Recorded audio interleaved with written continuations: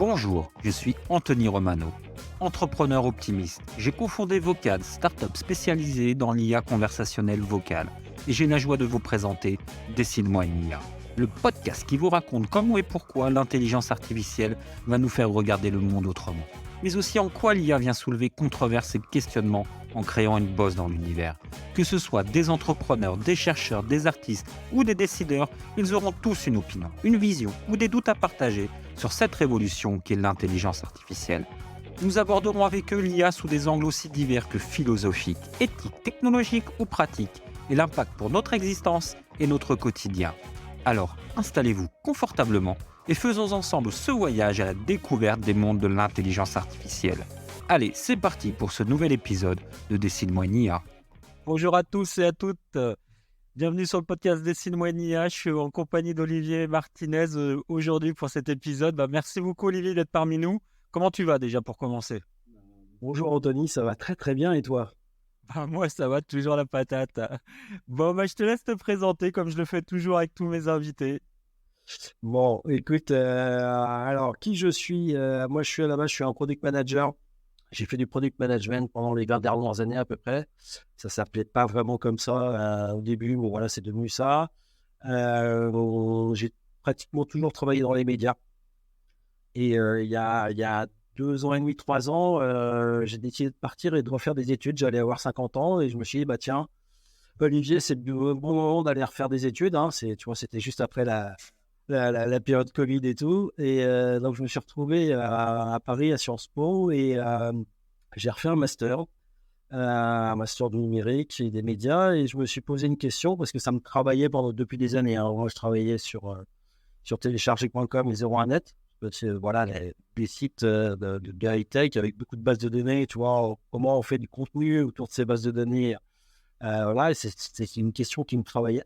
Et j'ai travaillé donc vraiment sur ça pendant 2 ans et demi où je me suis posé la question comment je peux faire du contenu en automatique, comment je peux gérer du contenu en automatique à partir de bases de données, à partir de bases voilà, de fiches produits, etc. Comment je peux gérer du contenu comme ça, générer et diffuser du contenu. Et forcément, l'IA c'est apparu comme une solution évidente. En tout cas, l'IA générative, c'était pas, on va dire, c'était pas la hype comme il y a depuis quelques mois, pas du tout même. J'ai commencé en 2021, mais voilà, j'y ai bossé pendant 2 ans, j'ai interrogé beaucoup de gens autour de tout ça. Et depuis, j'ai soutenu mon mémoire en octobre, et depuis octobre, enfin surtout depuis décembre avec la sortie de ChatGPT, j'en ai fait mon activité principale et je fais du conseil et de l'accompagnement, soit de médias, soit d'autres boîtes, sur comment on intègre de l'IA générative, qu'est-ce qu'on en fait, comment on s'acculture autour de tout ça, toutes les questions un peu éthiques qu'il y a aussi quand tu commences à utiliser ce genre d'outils dans une entreprise et surtout quand tu produis des contenus avec ce genre d'outils. Super, belle biographie. Alors j'ai une question qui est très coutumière maintenant dans Décide-moi une IA. C'est quoi ta définition de l'intelligence artificielle? Je pense que tout le monde dit à peu près la même, voir la définition. Enfin, de base, hein, c'est ce qui permet d'imiter les processus de cognition humaine ou même animale, on va dire. Et c'est toutes les technologies qui sont autour de tout ça. Donc, si on prend la définition élargie, on peut même dire que le boulier chinois, la pascaline, etc., c'est de l'intelligence artificielle. Hein. C'est tout ce qui permet justement d'imiter le processus cognitif humain. Moi, je dirais qu'en fait, maintenant, actuellement, en fait, c'est surtout un moyen de résoudre des problèmes que les humains ont. Et c'est résoudre des problèmes. Et tu as des technologies et des outils qui te permettent de résoudre ces problèmes. Et c'est ces outils qui, allez, on va dire depuis 20 ans, on fait aussi un peu l'amalgame entre machine learning et IA, mais c'est un peu ça, quoi. C'est-à-dire que depuis maintenant, on se dit que ces outils qui apprennent, c'est ça l'IA. Alors que c'est beaucoup plus large, on est bien d'accord. Exactement. Comment t'expliques qu'il y a cette hype maintenant autour de l'intelligence artificielle? On en discutait un peu là juste avant de lancer le podcast. comment t'expliques que d'un seul coup, on va dire dans la vox populi, l'intelligence artificielle, on en voit partout. Je regardais encore la programmation d'AI Big Data au mois de septembre, là, fin septembre, et on voit partout IA générative. Alors, on a l'impression que tout le monde en a fait depuis des années. On voit tous les gros groupes mettre IA générative, solution avec de l'IA. Euh, Est-ce que c'était caché sous le tapis ou est-ce que c'est un peu le truc à la mode et finalement on s'aperçoit que pour être dans l'air du temps, il faut faire de l'IA absolument, absolument, absolument. Moi, je crois qu'il y a un peu des deux. Déjà, je pense que l'IA, ça fait très longtemps qu'en fait, on en a partout et qu'on s'en rend pas compte. En tout cas, personne ne communique trop dessus. Mais enfin, pour être cash, tous les algos de recommandation, etc., c'est de l'IA, en fait. Enfin voilà, tu vas regarder Netflix, ta reco que tu vas avoir après avoir regardé je sais pas quelle série, tu peux te dire que c'est l'IA. Ton fil Insta ou ton fil Facebook, enfin tous ces réseaux sociaux sont gérés pareil avec des algos qui sont enfin voilà, qui font l'IA. Donc en fait, je pense que il y a deux phénomènes. Il y a l'IA en tant que telle qui est présente partout depuis des années, beaucoup plus qu'on le pense. Et puis il y a le deuxième truc, ouais, le côté hype, mais le côté hype, ça a été donné uniquement par ChatGPT dans les 30 novembre ou 1er décembre. Hein. Enfin, les gens, tu sais, en fait, ça m'a rappelé, quand ChatGPT est sorti, le matin même, ça m'a rappelé exactement ce que j'avais eu un peu comme mécanisme dans mon cerveau quand j'ai vu Google la première fois. Voilà, une espèce de page avec juste une invite de commande et le fait, le truc, tu tapes quelque chose et ça te répond. Et ça a engendré chez les gens tout un phénomène je sais pas, un peu de rêve, tu vois, de tout cet univers de science-fiction qu'on a aussi en background tous, plus ou moins dans nos sociétés, en tout cas sociétés occidentales, principalement, qui fait qu'en fait, c'est devenu une grosse hype et que toutes les entreprises vont descendre en Paris, en tout cas plus ou moins indirectement, parce que comme tu parlais de Metaverse il y a 1 an ou de l'NFT il y a 2 ans, tu parles d'IA parce que tu veux rester dans le monde de la communication et qu'on parle de toi, etc. Après, encore une fois, les outils d'IA, enfin, tu t'es aussi bien placé pour le savoir, hein, enfin, ça fait des années que ça existe. C'est pas nouveau, il n'y a rien de nouveau là-dedans. Et même la technologie en elle-même de ChatGPT, les transformers, etc., ça fait 5-6 ans que ça existe. C'est utilisé, plein de gens, les chercheurs, dans des labos, j'en ai interrogé pas mal pendant mon mémoire. Voilà, c'est pas quelque chose de nouveau. Mais c'est vrai que ce ce côté sensation, en fait, je pense que c'est surtout ça, quoi. Et ce côté pratique un peu et ce côté sensation. Et j'aime bien la comparaison que tu viens de faire entre Google et OpenAI. À se demander si OpenAI n'a pas copié Google justement dans l'interface pour pas déstabiliser les habitudes de recherche on va dire, quelques milliards de personnes qui utilisent Google tous les jours, sachant qu'en plus de ça, ça peut être un pied de nez total puisqu'ils utilisent les technos de Google. Et toi, aujourd'hui, maintenant que tu es ancré, bien évidemment, aussi par tes activités professionnelles, qu'est-ce que te disent aujourd'hui les gens que tu rencontres, probablement les décideurs, ceux qui t'écoutent, ceux qui viennent chercher de l'information pour se cultiver, parce que c'est vrai que l'intelligence artificielle, c'est comme tu le disais, un peu un miroir de la science-fiction hein, derrière tout ça. Comment tu ressens en fait cette nouvelle appréhension, parce qu'il y a plusieurs, c'est un peu comme Alice derrière le miroir, hein, il y a plusieurs façons d'interpréter l'IA. Comment tu le ressens, toi, quand tu vas apporter toute cette pédagogie, finalement, de qu'est-ce que l'IA va apporter aux entreprises? Alors, il y a deux, enfin, j'ai l'impression qu'il y a vraiment deux mouvements qui sont parallèles, qui sont un peu antagonistes, mais en tout cas, qui sont parallèles. Tu as un premier mouvement qui est des gens assez cartésiens, tu vois, qui attendent que ça se sédimente un peu. Ouais, qui se disent, c'est un marché qui évolue tellement vite, il y a tellement de choses qui sortent. Et c'est vrai, hein, toutes les semaines, tu as tellement de services qui sortent dans tous les sens, c'est impossible de suivre l'histoire. Et la techno va très très vite. En tout cas, on en a l'impression. Voilà, il y a beaucoup de choses. Il y a un flux constant de choses qui arrivent sur le sujet. toujours un nouveau truc, etc. Donc, voilà, tu as un peu ce type de décideurs qui se disent, bon, attention quand même, il n'y a rien de sédimenté, on ne sait pas ce que ça va donner. Les technos, on ne sait pas trop comment les utiliser, on ne sait pas si c'est en mode pérenne, pas pérenne. Quand on commence à regarder un peu, gratter un peu, quand même, c'est compliqué parce que les données, où est-ce qu'elles partent? Enfin, voilà, tu as toute cette dimension-là. Voilà, le marché n'est pas sédimenté. Voilà, le marché n'est pas sédimenté. Et puis, de l'autre côté, tu as un truc, enfin, tu as une espèce d'ambivalence qui est cette peur et attraction à la fois des gens pour l'outil en lui-même. Ils ont beau être décideurs, ils ont beau être managers, ils ont à peu près les mêmes questions que leurs collaborateurs, en fait. C'est ah bah c'est génial, ça marche super bien. Ah bah il y a quand même des limites quand même un petit peu aussi. Ouais, mais ça va peut-être me remplacer un jour. Ah, qu'est-ce que je vais en faire? Enfin, tu vois, il y a toutes ces questions qui arrivent en même temps. Mais c'est assez symptomatique du truc. C'est là où moi j'en ai. Bah, tu vois, j'avais pas du tout évalué l'importance du truc quand c'est sorti en début décembre. J'ai vu les gens l'utiliser autour de moi. Moi, je venais de faire un mémoire. On se moquait un peu de moi, tu vois, avec un petit sourire en coin.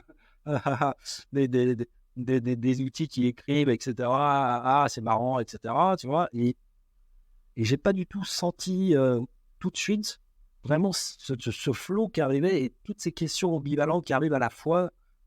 Et c'est pour tout le monde, enfin, c'est valable pour tout le monde en fait. Que tu sois collaborateur dans l'entreprise ou que tu en sois le dirigeant, tu te poses à peu près les mêmes questions. Avec d'autres autour à chaque fois, mais tu as cette même ambivalence, cette peur attraction, et elle est présente chez tout le monde.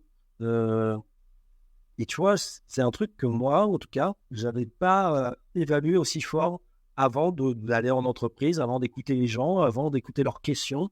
En ce moment, je fais beaucoup de conf, tu vois, de conf d'acculturation, en fait. Qu'est-ce que l'IA, qu'est-ce que l'IA générative, etc.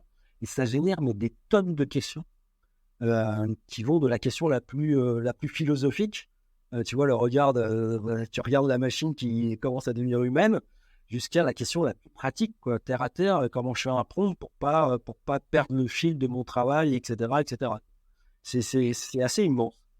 Est-ce que c'est pas ça finalement la grande révolution de cette technologie euh, qui bascule de la science à la technologie et à l'usage? Est-ce que c'est pas cette technologie justement qui nous ramène à nos propres peurs, à nos propres frustrations sociétales? Parce que on s'aperçoit que oui, on peut avoir des limites, on peut avoir ses propres limites. Et là, on est face à une technologie qui n'en a pas encore vraiment parce qu'on ne sait pas où on va. Et, tu parlais de philosophie, c'est pour ça que je mets un petit grain de philosophie dans ce que je suis en train de dire. Est-ce que justement, on n'est pas en train de mêler à la fois nos propres peurs, nos propres envies, parce que ça peut être aussi le syndrome de l'envie-répulsion, on a envie de quelque chose parce que ça nous rend service, mais on en a peur de s'en servir justement parce que ça peut nous remplacer. Est-ce que tu arrives à ces points de conversation-là, qui sont des vraies conversations philosophiques, même dans le monde du travail, pour avoir reçu beaucoup d'invités sur ce sujet-là, est-ce que c'est ça qui ressort aujourd'hui de tes pérégrinations avec tes interlocuteurs? Ça ressort en tout cas en grande partie, ouais. C'est pas global, mais il y a beaucoup de points sur ça. Et tu sais, on fait beaucoup la comparaison, moi aussi je l'ai fait, je la fais moi maintenant, mais tu sais, avec l'école bleue, l'école blanc. C'est-à-dire que l'école blanc ont vécu vraiment une révolution qui leur a fait très très mal, hein, qui était la révolution de la robotique et de l'automatisation dans l'industrie.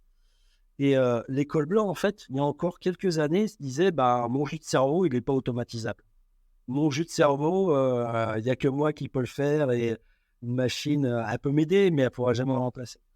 Et en voyant ces technos à base de LLM, donc de langage modèle de langage, etc., en fait, tout le monde se rend compte qu'il y a un certain niveau, tu peux automatiser tout ce que tu fais, je veux dire, de cognitif, en fait, et vraiment purement de cognitif.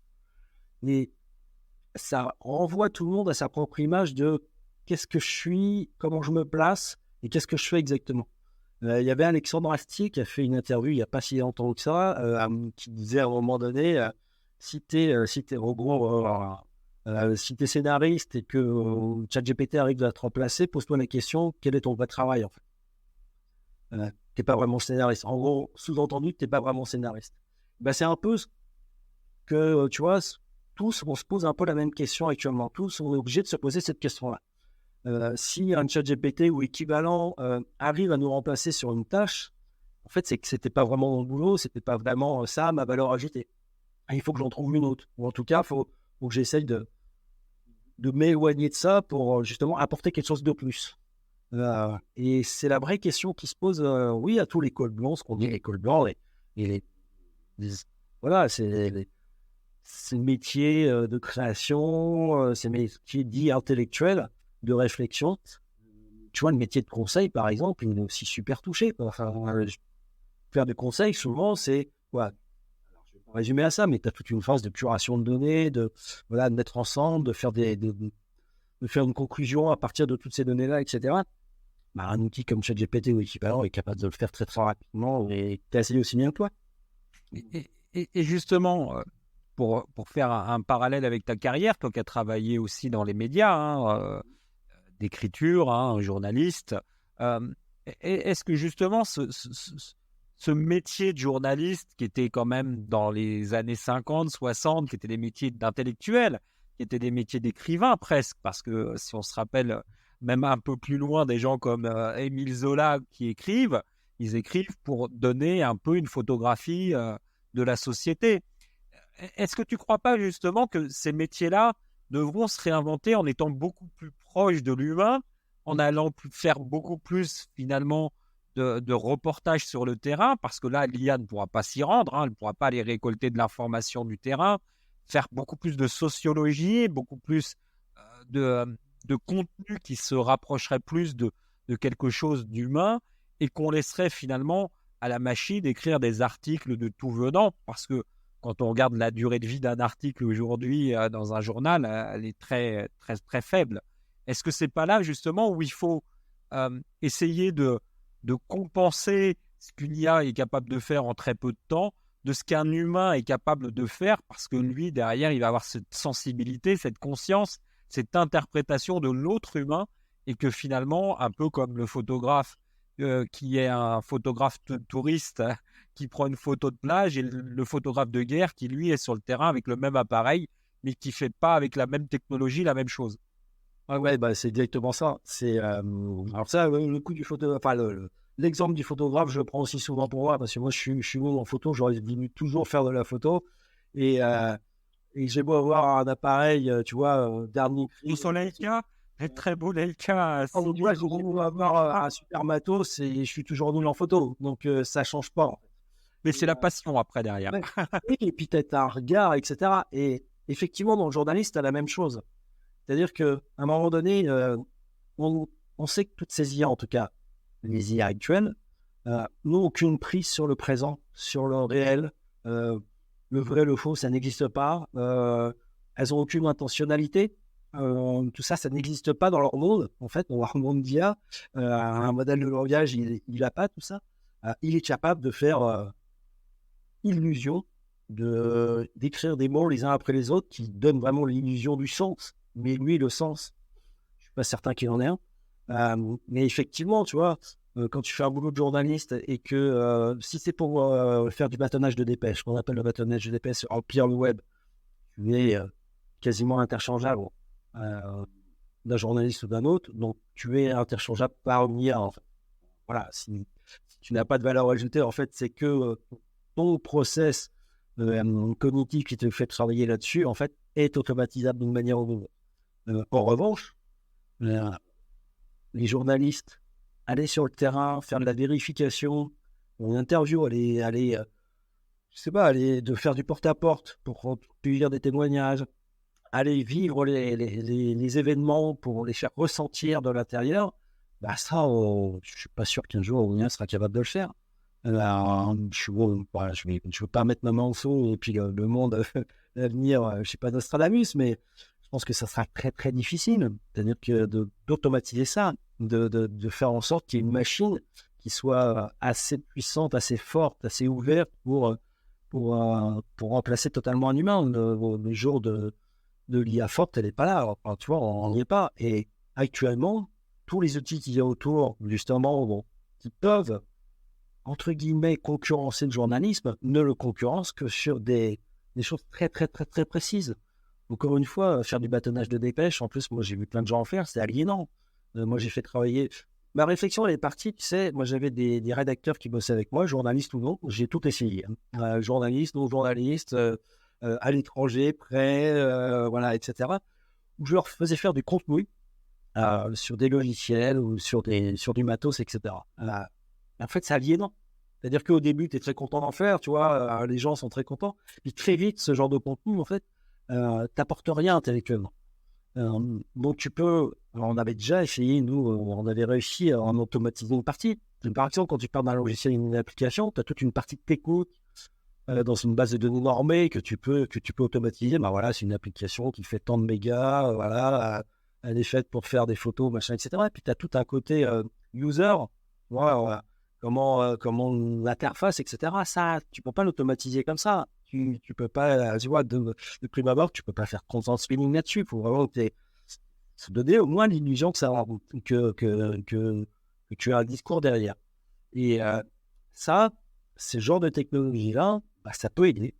Et franchement, j'aurais préféré avoir ces technologies-là alors que d'épuiser et même de m'épuiser moi-même à faire ce genre de conflit pendant des années. C'est pas du tout fun de faire ce genre.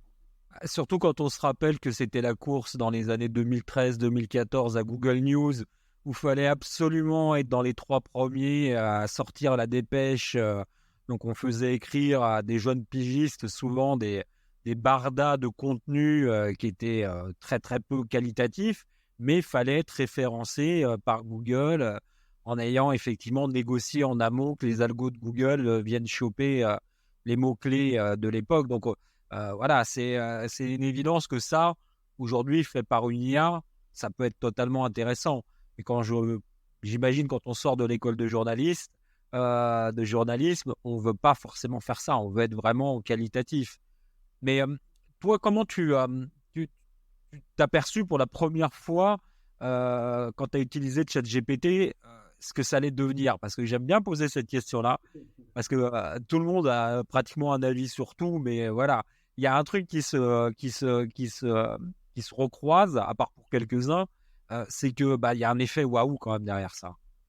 Alors, j'ai deux trucs en fait. J'ai eu forcément un effet waouh, même si en fait ça faisait déjà 2 ans que j'utilisais GPT-3 avec le Playground, avec l'API, etc. Bon, effectivement, ChatGPT, le matin même quand je l'ai utilisé, encore une fois, hein, c'est juste cette invite de commande où voilà, ça me rappelle tellement Google de l'époque. Enfin voilà.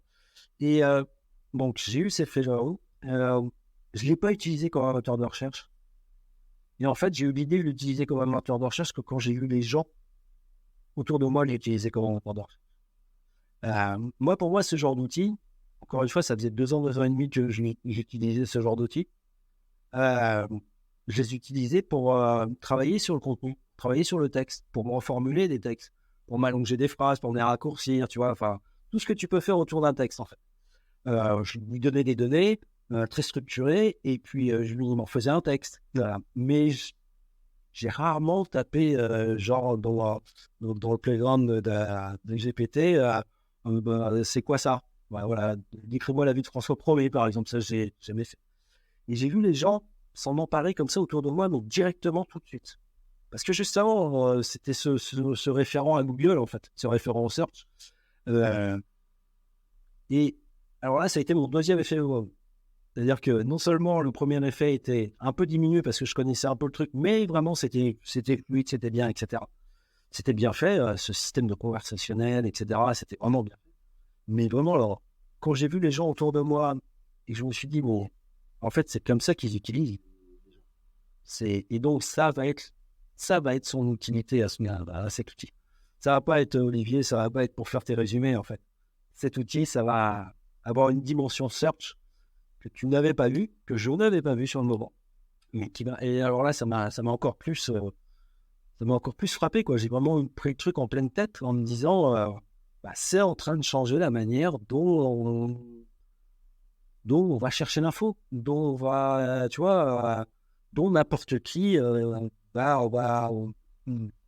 au lieu, enfin, alors c'est peut-être présupposés. C'est un peu faire, tu vois, je fais un peu de science-fiction, mais je me dis juste que, tu vois, c'est un peu la fin du surf tel qu'on a connu, quoi, en fait. Mais juste en voyant ça, je me suis dit, mais waouh, ça, c'était vraiment frappant pour moi. Et pas le système en lui-même, en fait. Le système en lui-même, je ne peux pas dire que c'était bateau, mais encore une fois, toi aussi, je pense, tu vois, quand tu utilises ce genre de choses depuis 2, 3 ans ou plus, tu n'es pas bluffé par la technologie en elle-même. Par contre, l'usage des gens m'a vraiment bluffé. Ouais. M'a vraiment... Bah, c'est vrai que nous, on connaît ce que c'est, parce qu'effectivement, on est en plein dedans. Enfin, nous, la performance qu'on voit de ChatGPT, c'est son infrastructure, plus que sa qualité de réponse, parce qu'on sait comment ça fonctionne. On va pas rentrer dans les détails, mais bon, c'est des millions de combinaisons qui sont traitées à la seconde et on trouve la meilleure pour que ça ait un sens. Mais là où il y a une vraie performance, où là, on doit s'étonner, c'est vrai que c'est des sujets qu'on n'évoque pas souvent, c'est l'infrastructure qui tourne derrière. C'est cette capacité à pouvoir effectivement à faire tourner des milliards de paramètres, de pouvoir contextualiser, de pouvoir recontextualiser. Et c'est grâce à l'infrastructure plus qu'autre chose, quoi, plus que la donnée, puisque la donnée, elle existe, elle est compilée, elle est mise dans des vecteurs, hein, si on veut rentrer dans les détails. Mais en tout cas, voilà, ce qui est étonnant, c'est que on n'attendait pas que cette infrastructure puisse sortir aussi rapidement, puisque moi, quand je regardais ce qui se faisait, même moi, j'imaginais qu'il y avait encore peut-être 3, 5 ans où on aurait pu effectivement voir des itérations successives. Et là, d'un seul coup, c'est vrai qu'on se prend ça dans la tête. Donc, ils ont travaillé en sous-couche de quelque chose qui était un chat GPT-3, mais ils étaient déjà sur le 4, voire peut-être même le 5, parce qu'ils ont l'infrastructure, ce qui soutient, quoi. Donc, et toi, tu vois où? Parce qu'on parlait de Google, tu le situes où, Google, dans tout ça ou même, évidemment, les autres, hein, Meta, Apple, qui a annoncé son masque magique, son casque plutôt, pas son masque, son casque magique. Où est-ce que tu vois tout ça dans cet écosystème? Parce qu'effectivement, c'est un écosystème aujourd'hui qui est maintenu et qui sera maintenu pour encore très longtemps, à part si on regarde du côté de la Chine, de ces gros acteurs qui vont basculer dans l'IA first. Google, ils ont été un peu pris de court, je pense, comme tout le monde. Tu vois, en décembre, et ça s'est senti. Hein, il y a eu un moment de flottement, on va dire. On voyait bien dans leur communication qu'ils étaient un peu à l'ouest. Je pense que ça n'a pas duré longtemps. Et ce qui est assez bizarre, hein, quand même, parce que c'est quand même pas des. J'avais envie de dire, tu vois, l'expression des perdreaux de l'année, quoi. C'est des gens sérieux chez Google. On fait du business. Hein. L'IA, ils connaissent. Les transformers, c'est eux. Enfin voilà, il y a plein de choses autour de ça. Et c'est vrai que ça a été.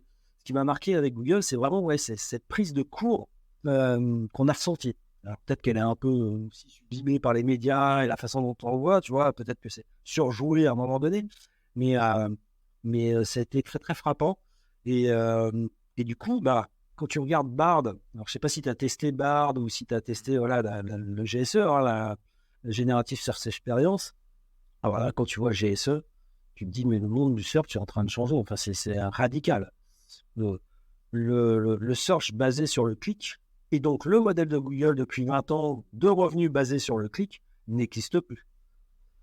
Quand tu testes un peu ce GSE et que tu commences à voir, alors il y a beaucoup de limites, hein, parce que pour l'instant, quand tu vois les réponses qui sont données, c'est quand même pas topissime. Ce qui est généré comme texte, c'est souvent des bouts de phrases qui vont aller chercher, tu sais pas trop où, alors ils te donnent un peu les sources, etc. Bon, c'est quand même pas génial, mais en tout cas, la forme que ça a pris, c'est-à-dire que tout le haut de la page de Google devient dédié à la réponse générée par l'IA et non plus par des liens cliquables pour sortir et aller voir ce qu'il y a ailleurs. Tu te dis, mais là, on change de paradigme total. Et non seulement ça, pour l'utilisateur, mais aussi pour Google. C'est-à-dire que je ne me fais pas de mots pour eux, ils vont trouver un moyen de monétiser tout ça, mais en tout cas, ça change totalement de modèle. Est-ce qu'ils vont vraiment aller jusqu'au bout de l'expérience? Parce que là, c'est toujours en bêta, c'est pas généralisé, mais en tout cas, si jamais ça reste dans cette dimension-là, oui, ça change complètement l'expérience de tout le monde sur le search et comment tu accèdes à la formation. Mais justement, est-ce que c'est pas pour ça que Google, alors moi, c'est la réflexion que je me faisais, est-ce que c'est pas pour ça qu'il n'a pas été aussi loin qu'OpenAI dans les Transformers, sachant que son modèle économique, par cette technologie, était en danger, puisque si le clic aujourd'hui n'est plus la valeur de monétisation de son système, puisque c'est 95% quasiment dans les chiffres de revenus publicitaires mondiaux, s'il s'enlève ces revenus par le clic, ça sous-entend qu'il a un modèle économique qui est différent et que OpenAI a ouvert, puisque c'est le système aujourd'hui des tokens. On ne prend pas trop bien d'ailleurs dans le prix final, mais c'est à l'américaine, c'est pas grave, on verra avec le temps. En tout cas, c'est $20 par mois, mais bon, on voit les choses évoluer probablement avec le temps. Mais est-ce que c'est pas justement pour ça que Google ne s'est pas lancé véritablement dans la commercialisation de cette technologie-là, parce qu'il avait compris que s'il la lançait, se tirer une balle dans le pied? Il y a certainement un peu de ça. Je n'ai pas d'infos particulières de ça, mais oui, si j'analyse ça très loin et que je prends du recul et que je regarde, je me mets à la place de Google, je dis oui, enfin voilà, j'ai la techno pour le faire, mais je ne vais pas le faire parce que c'est censé être mon business. En tout cas, Moi qui suis passionné des business models des entreprises, c'est ce que je me serais dit, c'est que j'ai une techno fantastique. Mon modèle économique, c'est un peu comme Kodak, on parlait de Kodak, le numérique, c'est exactement la même chose. Je saurais faire du numérique parce que j'avais les brevets, j'avais le premier appareil numérique sort de chez Kodak, je ne le valide pas parce que mon modèle, c'est un peu comme Nespresso avec les capsules. Faut que j'achète des capsules pour faire du café. Google, il faut que je vende de la pub pour gagner de l'argent. Donc, si je change ce modèle, il faut que je réinvente un modèle, mais je ne réinvente pas 20 ans de modèle économique comme ça en claquant des doigts, quoi. Ah, totalement. Oui, non, mais il y a certainement un peu de ça. Et puis, il y a un deuxième truc. Ils ont quand même sorti ça à l'arrache quand même au OpenAI. Ils ne se sont pas trop posé de questions, en fait, sur, on va dire, tous les problèmes que ça pouvait poser derrière. Je parle pas que de l'éthique, je parle plein de problèmes. J'imagine Google sortir ça à l'arrache de la même façon. Les levées de boucliers que tu as en Europe, aux États-Unis, partout dans le monde. Tu as quand même une boîte qui a en gros, je sais plus, c'est 90 ou 91% du search mondial, à peu près, c'est à peu près ça la part d'audience. Un acteur surpuissant qui modèle la vie des gens depuis 20 ans et qui sortirait un truc qui n'était pas fini où c'est sorti. Il faut pas arrêter les... Non, c'est encore expérimental. Et sans réellement avertir les gens. Sans disclaimer, en fait, sans me dire attention, c'est pas obligatoirement la vérité qu'on dit, n'utilise pas ça comme ça, enfin voilà, tout ce qu'on peut avoir derrière les LLM. Je pense que Google il a aussi cette dimension-là, c'est-à-dire que non, on va se faire taper dessus si on sort un truc comme ça qui n'est pas totalement fini, qui n'a pas été testé totalement, qui n'est pas safe, en fait.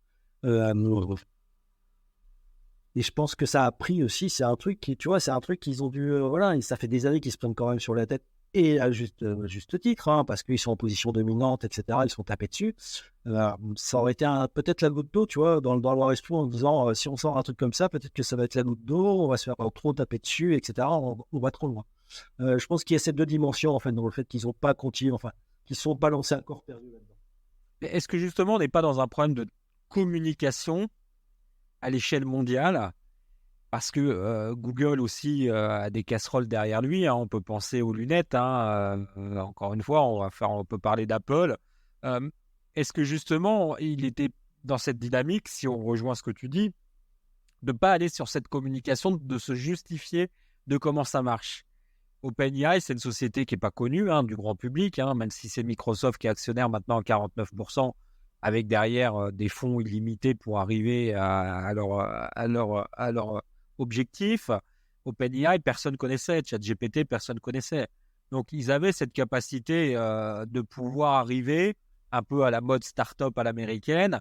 Google lançant la même chose, forcément, il y aurait eu des régulateurs sur le dos tout de suite. Il y aurait eu forcément des commissions d'enquête sénatoriale aux États-Unis. Ça fonctionne comme ça. Qu'on ne voit pas apparaître encore... même si le Sénat s'en approche pas par pas, parce qu'il y a l'IACT en face et qu'il faut montrer good vibes, parce que le Patriot Act est devenu le Freedom Act, donc il faut quand même montrer un peu patte blanche, mais on sait qu'elle défendra ses intérêts internationaux. Est-ce que c'est justement pas là où aujourd'hui, il y a une vraie guerre de la communication. On a pu le voir avec Meta et son Metaverse. On voit Apple qui arrive derrière, qui reprend la main du Metaverse et qui communique pas du tout de la même manière avec des casques qu'on connaît. Les casques mixtes, c'est pas Apple qui les a inventés, ça existe depuis des années. Mais est-ce que justement, la guerre de la communication a son enjeu aussi là-dedans? Toi qui es journaliste, toi qui comprends bien comment on peut communiquer dans des secteurs, est-ce que c'est pas justement cette guerre-là que sont en train de mener les gros entre eux? Google se fait un petit peu dépasser par OpenAI, Meta se fait un petit peu ridiculiser par Apple. Ou est-ce qu'ils ne s'échangent pas justement les business? Alors, tiens, est-ce qu'il sait sur les business? C'est une bonne question, ça. Ça c'est la bonne question. Ouais, La question oui. que je me pense. C'est large de gâteau. tourner le regard. On essaye de se partager le gâteau et puis tu vas prendre un peu de ça et moi je vais prendre un peu de ça. Je pense qu'ils ont tous en commun quelque chose en fait. Toutes ces boîtes qui viennent des États-Unis, de la Californie, de la Silicon Valley, ont tous un peu. Et je rajoute dedans Elon Musk et tous ces personnages qui sont autour. On va en parler d'Elon. Bon, là, non, mais tu vois, tous ces gens-là qui sont autour, mais c'est un peu une vision, on va dire, alors c'est un peu bateau de dire ça, mais une vision un peu messianique de leur présence sur Terre. C'est-à-dire qu'ils se sont tous attribués plus ou moins une mission. Et la mission, c'est de rendre les humains meilleurs, les rendre heureux. Pas tous les humains non plus, surtout les humains occidentaux qui ont de l'argent. Parce que, bon, les autres, on va plutôt les exploiter, les autres. Mais en tout cas, voilà, ils ont quand même cette vision-là qu'ils essayent d'imposer plus ou moins directement par le business, en fait. Pour moi, le business, alors, c'est pas une fin en soi pour eux. J'ai l'impression, en tout cas, pour toute cette grande boîte et tous ces gens qui sont autour de ça, le business, c'est pas une fin en soi. Le business est au service d'une vision du monde, d'une vision quasi politique, j'ai envie de dire, de répartition des forces dans le monde, de répartition de l'économie du monde, de répartition des idées, tu vois, de l'humanité. Et je pense qu'ils utilisent, oui, tout ce qui est à leur portée, à un moment donné, tout ce qui est à leur portée technologique, pour imposer cette vision. Alors, pour reprendre Google et OpenAI, oui, Google certainement a eu peur à un certain moment de faire ce qu'aurait pu faire OpenAI, et d'un autre côté, ils le font quand même maintenant. C'est-à-dire que, tu vois, ils n'ont pas été les premiers, ils n'ont pas fait le premier move, mais quand ils ont vu que le premier move était parti, bah vas-y, on embraye. Et ils sont tous un peu comme ça. Il y en a un qui bouge, les autres vont suivre. Voilà. D'une manière ou d'une autre, indirectement ou directement. Et Microsoft, dans l'histoire, Microsoft, c'est celui qui a le mieux joué pour l'instant. Voilà. Je finance un peu OpenAI pendant quelques années, je vois si ça marche. Ah bah tiens, ça marche. Hop, je finance encore plus, je récupère le produit, je le mets dans mes produits moi. Bon, c'est ça. La technologie, elle est comme ça. Tu te retrouves avec Bing-Chat, tu vas retrouver des éléments de GPT dans Office 365 bientôt. Tu vas pouvoir parler à ton Word et ton Excel. T'imagines dans les années 90, quand la suite Office est arrivée, c'était un peu le rêve qu'on avait tous. Et puis tu remontes encore en arrière, dans les années 70, tous ceux qui ont fondé la Silicon Valley, pour pouvoir parler à la machine en langage naturel, faire une interface homme-machine, où la machine simule la compréhension, mais simule la génération de contenu en fonction de cette compréhension. Mais c'est le Graal, en fait. C'est le Graal. Alors, on avait eu les assistants, bien sûr, les assistants, mais essaye d'avoir une conversation avec Siri ou avec Google ou avec Alexa. Ta conversation va pas très très loin. Avec un chat GPT, avec un modèle de langage, en tout cas, tu arrives à avoir une conversation pendant assez longtemps, en fait, et qui est bluffante. Enfin, on est arrivé à un gros niveau. Et quand tu te dis que ces entreprises sont en train d'imposer ça comme modèle d'interface, en tout cas, sont en train d'essayer de l'imposer comme modèle d'interface, vous dites que là, c'est pareil, on est en train de changer de dimension aussi dans l'interface homme-machine, globalement. C'est-à-dire que on est passé du clavier au clavier souris, au doigt sur l'écran, à maintenant, tu vas utiliser la parole et en langage naturel. Tu vas arrêter d'utiliser, alors pas totalement non plus, faut pas, mais tu vas arrêter d'utiliser le langage informatique. Tu vas avoir le langage naturel et la machine va te comprendre et va suivre tes ordres. C'est génial. Pour faire un pont sur ce qu'on fait nous chez Vocad, nous on est dans la voix, comme tu le sais, nous on fait du traitement du langage naturel mais par la voix. Où est-ce que tu vois la voix dans cette nouvelle interface? Parce que nous, on travaille vraiment sur des nouvelles interfaces homme-machine, où l'interface d'entrée est la voix. Bien sûr, elle peut être combinée à beaucoup de choses, hein, encore une fois, mais la voix est aujourd'hui le langage le plus, on va dire le plus complet pour n'importe qui, puisque ça vient toucher aussi des publics en handicap, ça vient toucher des publics qui ne savent pas lire et écrire, mais c'est aussi la façon dont on a le moins de temps de réflexion entre deux individus ou un homme et une machine. Où est-ce que tu positionnes la voix, toi, dans les technologies, on va dire, qui arrivent et qui risquent de, pareil, modifier énormément de choses, puisque là, on rentre plus dans la science-fiction. Parce que nous, chez Vocads, on y arrive, hein, on le fait. Hein, mais comment, en fait, tu vas l'utiliser dans des usages bien précis, à de la valeur ajoutée de comportement, mais de résultats aussi. Alors, la voix, en fait, je vais me prendre le langage naturel, moi. C'est plus que la voix, en fait. C'est aussi bien écrit que parlé. Pour moi, c'est en train de devenir vraiment l'interface privilégiée, en fait, entre l'homme et la machine. C'est en train de devenir ce dont on a rêvé, encore une fois, depuis des décennies, d'avoir une machine qui est capable d'interpréter les propos d'un être humain et de les interpréter avec justesse, ce qui n'était pas possible jusqu'à maintenant. La voix, donc effectivement, la voix a quand même 2-3 soucis, c'est-à-dire que la voix c'est toujours compliqué, et tu le sais mieux que moi, la voix c'est toujours compliqué parce que tu peux avoir des bruits autour, tu peux avoir plusieurs voix à la fois, tu peux être dans des endroits voilà, où tu as plusieurs voix qui se mêlent. Bon, il y a des systèmes qui arrivent très bien à faire la différence, etc. Mais voilà, il y a des choses à bien faire pour que vraiment ça soit bien interprété. Le langage naturel au niveau de l'écrit, c'est pareil.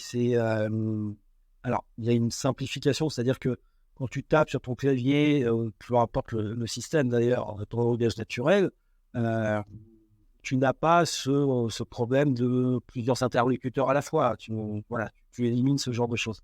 Tu as en revanche un autre problème qui est la voix te donne un ton, la voix qui est reconnaissable, que tu peux interpréter. L'IA peut interpréter aussi ce qui se passe comme ça, que tu n'as pas le langage écrit.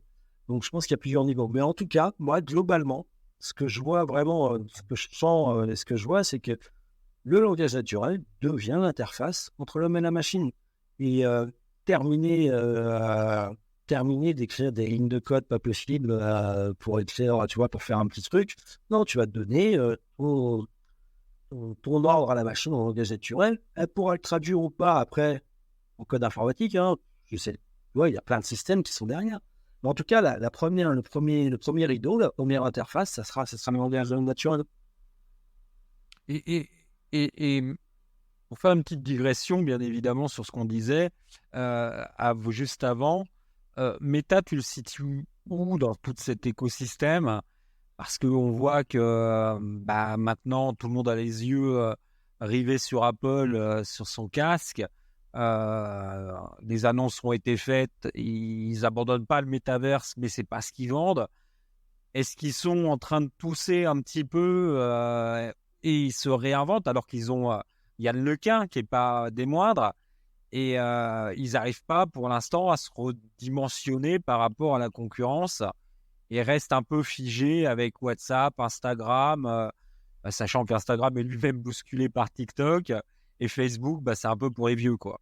Donc, c'est pour le risque à boire. Alors qu'ils ont 2 milliards d'utilisateurs et que aujourd'hui, ils ont une manne de données qui ont une vraie valeur business. Puisque, comme on le disait, les Américains pensent first business et après, on voit. Meta, c'est bizarre. C'est bizarre en ce moment parce qu'effectivement, ils ont Yann Lequin. Et d'ailleurs, tu vois beaucoup Yann Lequin en ce moment. C'est surtout Yann Lequin qui j'ai l'impression qu'il est pénible pour mes penses. Et moi, peut-être moins prise, moi aussi, c'est ma bulle informationnelle qui fait que je le vois beaucoup. En fait, ils font beaucoup de choses. Regarde dans l'IA, tout ce qui sort. Ils n'arrêtent pas de sortir les nouveaux modèles. Ils ont encore sorti quelque chose il y a quelques jours. Là, tu avais voir un modèle qui mélange, tu vois, ils veulent sortir de LLM, en fait. Ils veulent sortir des systèmes auto-réalisés. Ils ont sorti Llama en open source. Voilà. Le MMS pour le speech. ils sortent tout comme ça, ils sortent tout en open source.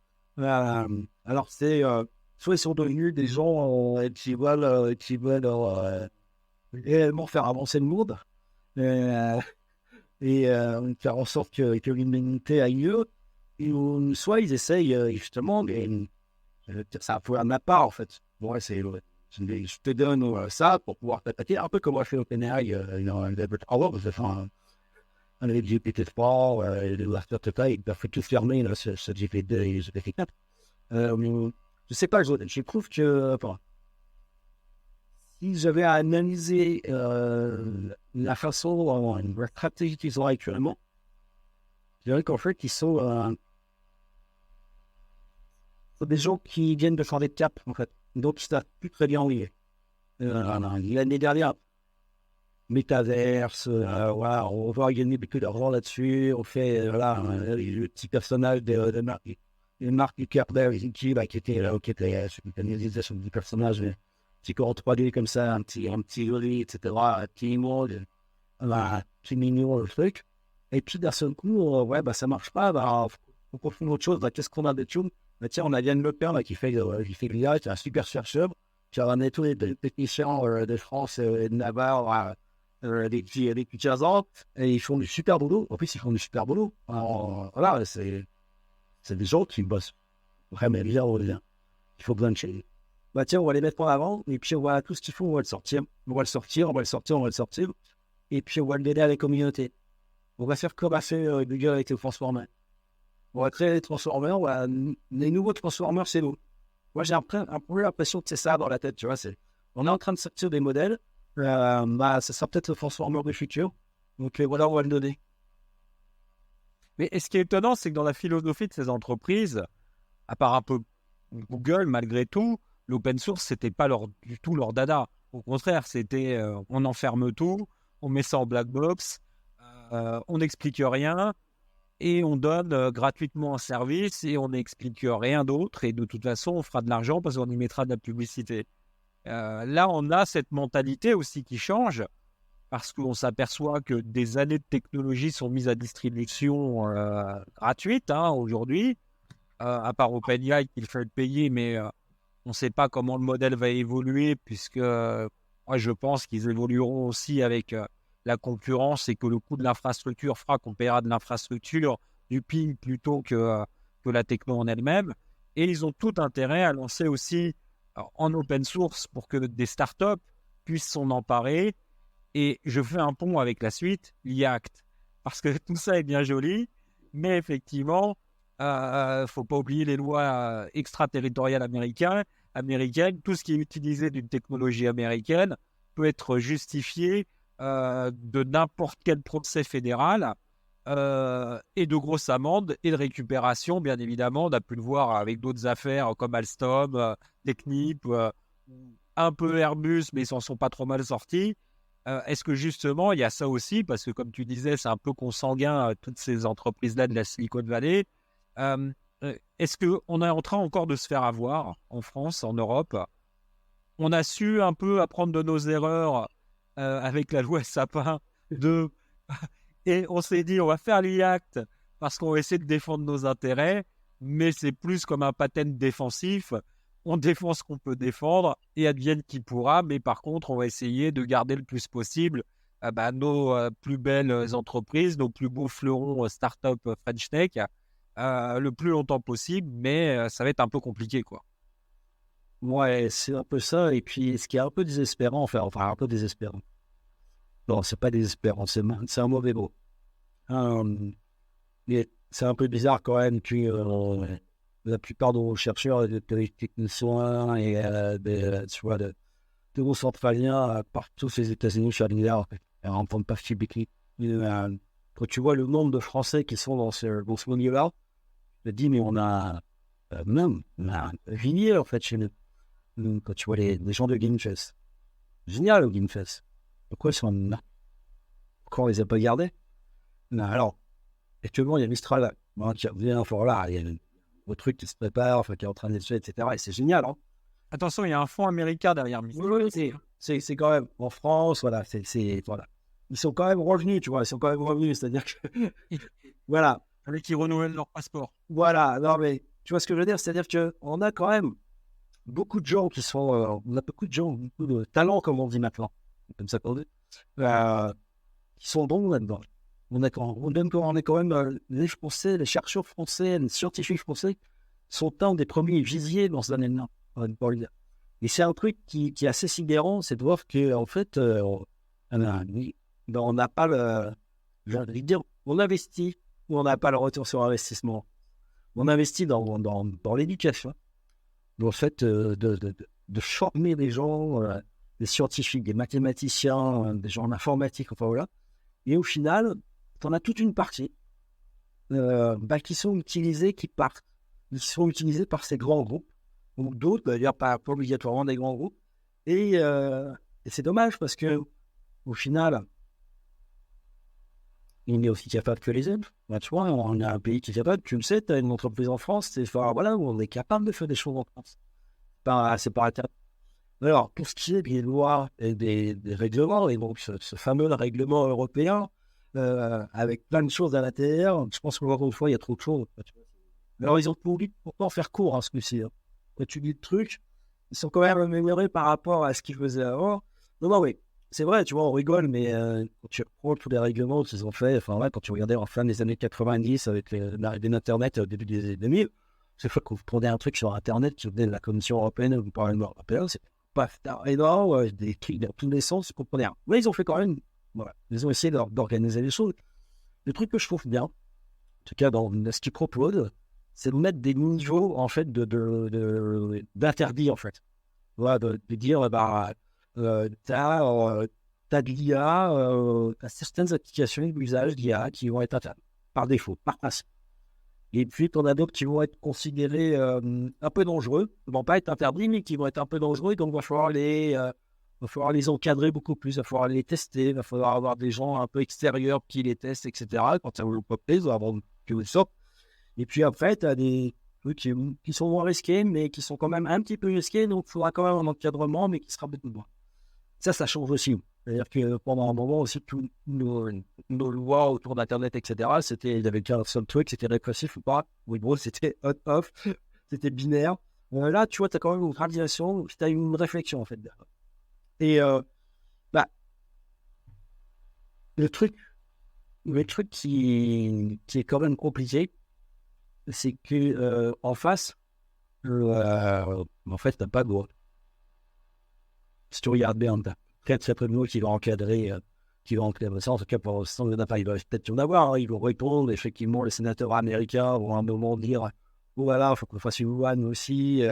On va répondre à l'Europe. Et puis bon, si on a les Chinois qu'on fait aussi un règlement, je crois que les deuxième ou troisième paragraphe, c'est de toute façon, toutes les IA doivent répondre au socialisme chinois. C'est la doctrine.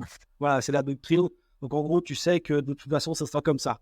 Donc, tu vois très bien le cadre directement. Donc, ça, tu sais que ce cadre-là, il est de l'autre côté. En fait, nous, Américains, les Américains, ils ne mettent pas beaucoup de cadre pour ça. Donc, ça va être compliqué pour nous, encore une fois. En tant qu'Européens, ça va être compliqué pour nous. Et aujourd'hui, pour avoir aussi regardé ce que maintenant que c'est promulgué, il faut que ça soit retranscrit en droit français, comme c'est l'obligation.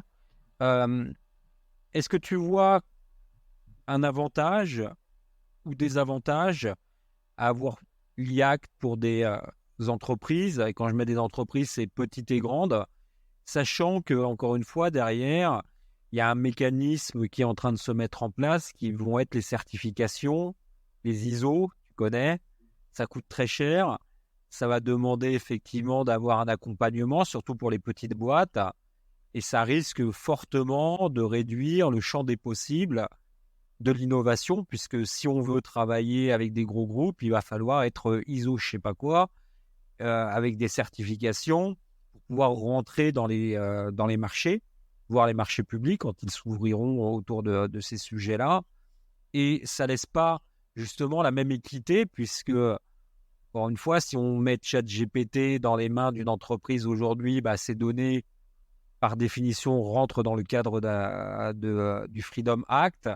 On ne sait pas trop comment elles sont moulinées à l'intérieur, puisque c'est le propre des réseaux de neurones. Et on ne va pas demander la même vitesse entre des entreprises comme Microsoft qui, eux, vont commercialiser. Ils ont déjà commencé ChatGPT et des startups qui veulent se lancer ou qui sont en train de se lancer. Et on va avoir une vraie disparité parce que, encore une fois, d'où la mécanique de je pars aux États-Unis parce que je me mets sous pavillon américain si je suis une startup française avec des fonds américains, un peu de BPI, un peu de fonds français. Et très vite, je me retrouve bien évidemment totalement enlisé dans une stratégie qui n'est plus une stratégie européenne, mais une stratégie américaine. Ouais. Déjà, c'est pas totalement promulgué encore. Il faut quand même que la commission passe dessus et que les gouvernements se mettent d'accord. Donc, il va y avoir encore des ajustements. Encore des étapes, mais bon, l'autoroute est là. Oui, l'autoroute est là, mais il va y avoir encore des étapes. Et je pense que, tu vois, par exemple, tout ce qui est, tu vois, dans ce qu'a rendu le Parlement, tout ce qui est autour de la reconnaissance faciale, biométrique, etc., qu'ils interdisent par principe, je pense que le gouvernement va revenir dessus, ne serait-ce que pour une question sécuritaire, etc. Donc ça, déjà, ils vont bouger. Et même de lisibilité, parce que vaut mieux que ça soit écrit oui. que les gens se disent ils ne l'ont pas écrit, mais ils le font. Ils le font quand même, voilà. Là, il vaut mieux que ça soit dit, tranquillement, on va faire ça comme ça. Et voilà. Il y a quand même un truc dans cette loi, c'est le bac à sable. Tu vois, ils ont quand même réfléchi, c'est ce que je te disais tout à l'heure, ils ont quand même été un peu plus loin que les fois précédentes. Ils autorisent quand même à avoir des sandbox, des bacs à sable où tu vas pouvoir tester les choses. Mais je suis d'accord avec toi, le vrai problème, il n'est pas là, il va être dans l'application des normes. À un moment donné, quand tu vas devoir, effectivement, toi, petite entreprise, même solo entrepreneur, hein, maintenant c'est assez simple en fait de faire des trucs avec l'IA quand tu es tout seul. Si tu as un peu de connaissances, c'est pas si compliqué que ça. De te conformer à tout un système de réglementation qui est pour toi totalement absco. Le commun des mortels, justement, est incapable de comprendre comment ça fonctionne et à quoi il faut se conformer. Effectivement, là, ça va être un problème. On retombe exactement sur les mêmes problèmes qu'on connaît depuis tant d'années dans l'industrie de pointe, dans l'informatique, tout ce qui est autour de la science, en fait, j'ai envie de dire. Tout ce qui est toute l'industrie et toutes les activités humaines qui font du business autour de la science. Nous avons des normes qui nous protègent et on est très content de les avoir. Et le pendant de ça, c'est que ça bride l'innovation, par principe, par défaut. Ça met des barrières qui sont pas totalement infranchissables, mais qui sont dures, en fait, qui sont compliquées à gérer quand tu es entrepreneur. Surtout que quand tu es ce type d'entrepreneur qui fait une start-up, etc., tu n'es pas un entrepreneur professionnel. Tu vois ce que je veux dire? C'est-à-dire que tu n'es pas un gestionnaire, tu n'as souvent jamais fait de gestion, tu n'as pas fait une école de gestion, tu n'as pas fait une école de finance, tu n'as pas fait une école de business, tu as fait une école de sciences, tu as fait de l'informatique, tu as fait des sciences du langage, tu as fait plein de choses autour, mais tu n'as pas fait ça. Et c'est vrai que c'est compliqué. Je ne sais pas trop comment on peut sortir de ça, tu vois. Parce que d'un autre côté, on est bien content d'avoir le RGPD quand même si ça ne nous protège pas totalement, mais on est bien content d'avoir le RGPD quand même. On est tous... Et tu vois, c'est là où il va y avoir une dichotomie. Je prends notre exemple. Nous, on va être dans le bac à sable parce qu'on est une start-up. Qui va décider que je ne suis plus dans le bac à sable? Parce qu'il y a un moment donné, je vais bien avoir à justifier d'une manière ou d'une autre par une instance réglementaire, tierce partie, que je ne suis plus ou je suis encore dans le bac à sable. Donc, ça va être d'auditer mes comptes, mes clients, mes technologies, sachant qu'encore une fois, ça vient aussi offrir une opportunité, comme tu le disais, de réglementer une bonne fois pour toutes les données personnelles, sachant que l'inverse de ça, c'est qu'il faut avoir des données pour que les IA soient performantes. Donc, de l'autre côté, effectivement, c'est là où je m'inscris un peu, pour l'instant, en division dans les usages de technologies d'IA, parce que pour pouvoir créer un champion de l'IA en Europe, il faut qu'il ait accès à ces données-là. Donc, s'il doit ouvrir comme OpenAI un service B2C, parce qu'aujourd'hui, c'est un service B2C, business to client, pour expliquer, pour rendre un peu les choses audibles, ça sous-entend que j'ai été chercher de la donnée. Cette donnée-là, soit je l'ai achetée, et dans l'IA, il va falloir justifier d'où vient la provenance des données, et il va falloir aussi que j'ai une traçabilité des résultats. Donc, il va falloir ouvrir le capot. Sauf que les modèles IA aujourd'hui sont pas faits pour ouvrir les capots parce que, on ne sait pas comment ça fonctionne. Les résultats nous échappent. On a compris plus ou moins que ça faisait A, C, D, E, F et ça faisait une phrase. Et ça, c'est la théorie. La pratique, c'est qu'on peut pas le vérifier, quoi. Et donc, qui va décider que je passe du bac à sable à une entreprise? Je prends l'exemple de nous, hein, avocats, on fait de la voix. Donc, on pourrait faire de l'écoute téléphonique et puis classifier des conversations. Et là, je suis quoi? Je suis dangereux, pas dangereux? Donc, c'est ça aussi la difficulté, c'est qu'on va apprendre en marchant, bien évidemment, mais il va falloir être accompagné par les pouvoirs publics, et il va falloir être accompagné aussi par les grandes entreprises quand on est une start-up, parce que sinon, on va se retrouver face à un Far West où encore pour l'instant, on arrive à juguler l'entrée des marchés de la Chine et des solutions chinoises sur les marchés européens. Peut-être que pour un temps, mais à un moment donné, il va falloir casser les frontières pour des raisons diplomatiques, géopolitiques ou autres. Mais de l'autre côté, on a quand même les États-Unis qui arrivent et qui arrivent fort. On voit Midjourney, on voit Dali, on voit tout. Là, on n'a que des usages assez fun, mais on imagine bien que derrière tout ça, il y a d'autres choses, il y a d'autres enjeux, quoi.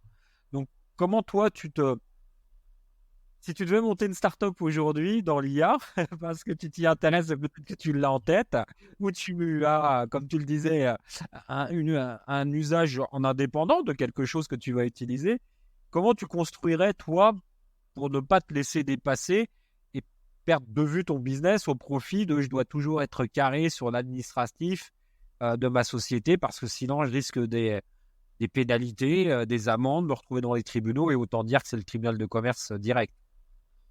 Ouais, c'est super compliqué. Et tu vois, il y a des trucs qui m'embêtent dans cet acte qui est fait, c'est tout ce qui est autour de l'IA générative.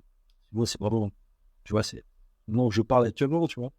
Euh, Tu vois bien que ouvrir le capot d'une IA générative, c'est compliqué. Déjà, comme tu disais, les réseaux neuronaux, on ne sait pas vraiment comment ça fonctionne et comment tu vas justifier que c'est ça et ça. C'est surtout que comment tu vas reproduire. Si quelqu'un, admettons que quelqu'un fait quelque chose de dangereux avec ton IA générative, je sais pas, il a créé vos contenus, comment tu arrives à reproduire ça? Est-ce que tu arrives à le reproduire? Comment comment tu peux faire du reverse dessus, en gros? Essayer de comprendre comment lui a produit ça pour pouvoir le reproduire et pour pouvoir interdire cette reproduction. Alors, il y a plein de moyens, hein. Peut-être des moyens d'arrêter. On voit bien dans ChatGPT, il y a plein de sujets qui sont interdits, faire plein de choses, etc. Mais on voit bien aussi que c'est compliqué. C'est-à-dire que moi, si j'avais à monter un business sur l'IA générative, en me disant je vais faire un business d'IA générative actuellement, bah, en fait, si je le fais, je ne me pose pas de questions, en fait. Ou je le fais pas parce que dès que je me pose des questions, en fait, j'arrête. Tu vois ce que je veux dire? C'est-à-dire que si tu... Mais je pense que c'est comme ça qu'il faut réfléchir parce qu'on ne sait pas en fait. Parce que comme tu ne sais pas et que même si c'est un cadre qui va être imposé, même ce cadre-là, en fait, encore une fois, comme tu le disais, c'est comment c'est possible que... Enfin, et puis, quelqu'un va venir auditer quelqu'un va venir auditer mes algos, mes données, mes datasets, etc. Qu'est-ce que ça va lui donner? Qu'est-ce que ça va lui donner? Qui va regarder en permanence mon réseau neuronal produire tous ces résultats. Qu'est-ce qu'on va faire? On va mettre une sonde en sortie et puis ça va partir dans un grand ordinateur, dans, dans un truc, tu vois, énorme. Tu vas tout analyser, tu vas dire ça c'est bien, ça c'est pas bien. Enfin, en fait, je crois qu'il faut, si tu veux lancer un business actuellement sur l'IA et l'IA générative, vraiment l'IA générative, pour moi, c'est un gros problème là-dessus. Tu ne poses pas la question, tu le fais ou tu le fais pas. Parce que si tu te poses la question, en fait, tu t'arrêtes tout de suite. Tu ne peux pas faire. Tu ne peux pas faire.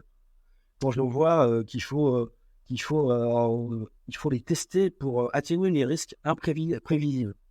Les tester pour... Mais déjà, c'est quoi les risques prévisibles? Donc, tu peux en voir certains, mais c'est tellement de choses à la fois, etc. que c'est quoi? C'est quand tu produis une image, par exemple. Allez, je me mets sur Midjourney, je produis une image.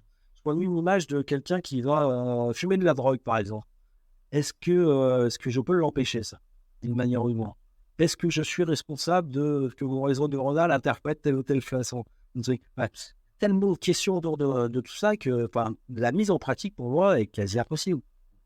Donc, tu es entrepreneur, tu fais de l'IA générative, tu ne te poses pas la question. Après, si tu fais une type d'IA, je ne sais pas si tu fais de l'IA appliquée à la médecine, etc., tu as déjà des cadres de toute façon.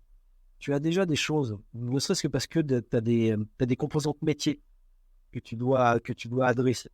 Tu es dans un cadre très défini. Euh, il n'est pas totalement ça. Mais l'IA génératif, pour moi, c'est vraiment un vrai souci. Euh, Comment tu réglementes l'IA générative? Alors voilà, c'est l'IA générative, c'est fait pour générer tout ce qu'un humain serait susceptible de générer. Donc c'est compliqué. Est-ce que justement là, quand tu discutes effectivement dans tes conférences ou dans l'accompagnement que tu fais aux entreprises aujourd'hui pour leur donner les clés de compréhension déjà de ce qu'est une IA, euh, les sujets de souveraineté data, parce que ça c'est un sujet que je voulais aborder avec toi, euh, sont relégués ou sont les premiers sujets que tu abordes en question souvent de tes clients, parce que c'est des sujets qui arrivent bien évidemment en premier plan, la souveraineté de la donnée et comment je veux être sûr que la donnée qui va être générée soit des données qui me sont entièrement et pleinement propriétaires. Parce que ça, c'est des sujets que effectivement j'évoque aussi avec des gros groupes. Eux, ils ne veulent pas de ChatGPT, hein, c'est une évidence, c'est terminé, c'est clos. Si vous mettez une ligne de ChatGPT, si vous ne nous le dites pas, c'est le procès, donc autant dire qu'on est mort. Et si vous l'utilisez et que vous nous le dites, on ne vous achète pas. En gros, c'est ça le sujet. Euh, comment tu les amènes à réfléchir justement, où c'est peut-être l'opportunité, ou la souveraineté de la donnée aujourd'hui qui va être construite, puisque ça va être une nouvelle base de données, on va être en capacité de se construire, là où dans le Web 2, hein, comme on disait, le Web 2, c'était de la production de données pour des grosses entreprises, on va pouvoir produire sa propre donnée. C'est le point principal qui est évoqué en fait là-dedans. Il est sur tous ces aspects. Hein. Ça va de ce dont tu parles, c'est-à-dire est-ce que cette donnée, elle est à moi ou pas à moi? Ou est-ce que je peux l'utiliser ou je peux pas l'utiliser? Comment je peux l'utiliser? Euh, En fait, les gens ont compris. Au moins, l'IA a fait réfléchir beaucoup de gens. Déjà, il y en avait une partie qui avait compris, mais tous les autres, tous ceux qui n'avaient pas encore en tête ça, c'est que en fait, le pétrole de demain, c'est la donnée. Enfin, le pétrole même d'aujourd'hui, c'est la donnée pour tout notre secteur dans lequel on évolue nous. Euh, c'est la donnée qui est primordiale. Que ce soit la tienne ou celle des autres, celle que tu récupères ou celle que tu envoies, ou tous ces flux de données, c'est notre carburant à tous, dans toutes nos activités. Et du coup, quand effectivement, les gens n'ont pas conscience, par exemple, qu'un ChatGPT ou qu'un modèle de langage qui est à l'autre bout du monde, souvent aux États-Unis, euh, récupère tes données, en fait, d'une certaine manière. Travailler dessus, d'une certaine manière. Donc, comme tu disais tout à l'heure, là, tu tombes sur le coup de la loi américaine, par exemple, sur plein de bonnes thématiques, mais c'est pas d'aujourd'hui non plus. On peut aussi parler de tous les services de cloud depuis des années qu'on utilise tous. Hein, services de cloud qui les font dans Amazon, Microsoft, Google, Facebook, enfin Meta. On tombe aussi tous sur le coup de la loi américaine, en fait, d'une manière plus ou moins directe. Euh, les, les données, en fait, c'est la vraie question que se posent les gens, c'est, en tout cas sur l'IA générative, c'est comment les modèles ont été entraînés. Est-ce qu'ils se sont entraînés sur mes données à moi sans me demander? Et la deuxième, c'est la question que tu évoquais, c'est-à-dire qu'en sortie, est-ce que ça m'appartient? Ce qui est généré, est-ce que je peux l'utiliser? Est-ce que je peux, moi-même le commercialiser d'une façon ou d'une autre? Est-ce que je peux me entraîner dessus? Est-ce que je peux faire des choses comme ça? C'est les vraies questions qui sont posées. C'est le vrai enjeu de toutes les personnes qui sont autour actuellement. Et pour revenir sur les infrastructures dont on évoquait tout à l'heure, quand on voit là aujourd'hui l'annonce d'OVH par la voix d'Octave Klava qui annonce officiellement qu'ils achètent Quant, pour avoir eu le CTO de Quant, Laurent H, pardon, est-ce qu'aujourd'hui on veut faire d'OVH la super infrastructure qu'on a besoin en Europe, qui va être une infrastructure de delivery, bien évidemment, la AWS, mais version européenne. Un moteur de recherche récupéré qui s'appelle Quant, mais il y a quand même un peu de Microsoft dedans pour, pour, pour être un peu diplomate. Ils ont racheté Shadow, qui était une start-up française dans les jeux vidéo cloud. Est-ce qu'on va essayer, après, bien évidemment, il y a d'autres choses qui sont en train de se mettre en place, de répondre à ce besoin d'infrastructure, de services et on imagine que la prochaine prise d'OVH va être une boîte dans l'IA, parce que évidemment, si on veut créer un open, un chat GPT avec un open IA, il faut cette infrastructure. Il faut cette infrastructure distribuée où on va avoir évidemment besoin de GPU, mais les GPU, ça coûte cher. On est aussi relié à Taïwan indirectement par une géopolitique des micro-puces, des systèmes.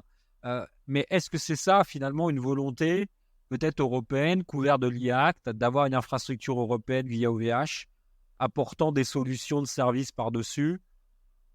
La prochaine prise, comme je dis, mon nez me dit que ce sera une boîte d'IA assez performante, pourquoi pas Mistral, par exemple, qui doit faire le boulot. Et derrière, apporter des solutions pour essayer de se dire on va avoir cette capacité de construire les champions de demain depuis cette infrastructure-là. Et on ne sera pas dépendant, mais on aura déjà la capacité de se dire on est sorti déjà du ventre mou qu'on a construit depuis 20 ans.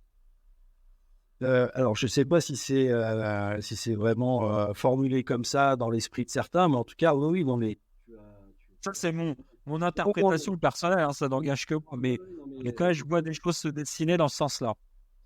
Je ne sais pas si la volonté est réellement exprimée comme tu le dis, mais effectivement, ça serait le bon schéma. En tout cas, c'est un moyen de le faire. Et on n'en a pas 36 en Europe, en fait, si tu regardes bien.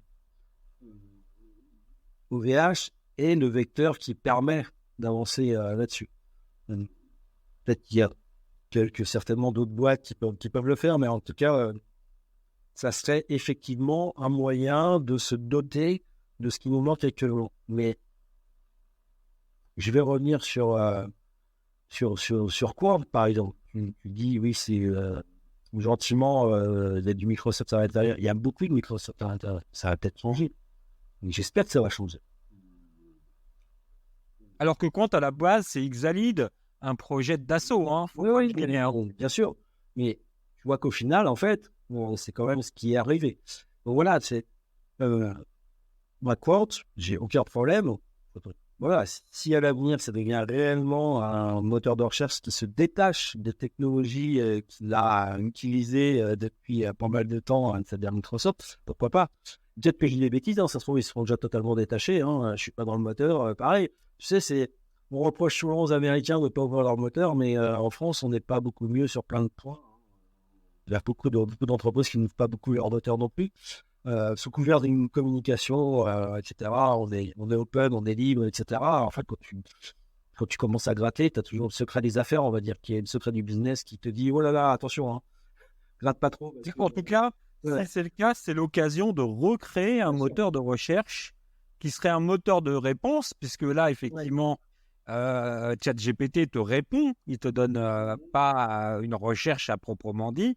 Et c'est l'occasion, peut-être, puisqu'on change d'ère technologique, de reprendre et de remettre les pendules à zéro et de se dire, on a l'infrastructure via OVH, on peut aller la gonfler par de la croissance externe d'autres petits providers, d'avoir un Shadow pour la partie professionnelle, puisque c'est ça le projet derrière Shadow, d'avoir une base qui était Xalid, qui est devenue Quant, mais qui a quand même, aujourd'hui, on a quand même des très bons chercheurs sur la méthodologie proprement dit, de la segmentation de l'information pour avoir un moteur de recherche boosté par l'IA, donc un chat GPT bis. Et si on construit des boîtes comme Mistral, qui sont aujourd'hui des futurs, on espère, concurrents, on arrivera finalement, puisqu'on rechange de technologie, de se détacher en partie quand même sur cette partie-là du service de l'IA des gros Américains qui aujourd'hui arrivent avec des milliards, à ne plus finir, Et derrière, et comme on le disait, ils sont consanguins. Donc, si ça pêche d'un côté, l'autre va le reprendre. On a pu le voir à l'époque avec Apple et Microsoft. Quand Apple allait mal, qu'est-ce qui arrivait? Bill, avec ses milliards de Microsoft, parce qu'il avait un intérêt à ce que Apple ne tombe pas. Donc, on sait comment ça fonctionne. Et est-ce que là, effectivement, on n'est pas face à ce tournant où on peut réguler, on peut avoir l'infrastructure, on a les sachants, on a les startups, on a les gros groupes. Il faut juste pas le rater en ayant un peu soit de timidité, soit on va dire involontairement de prise de position et de prise de décision qui va dans ce sens-là, quoi. Non, mais tu as raison, oui. Non, mais effectivement, c'est l'occasion qu'on peut avoir maintenant.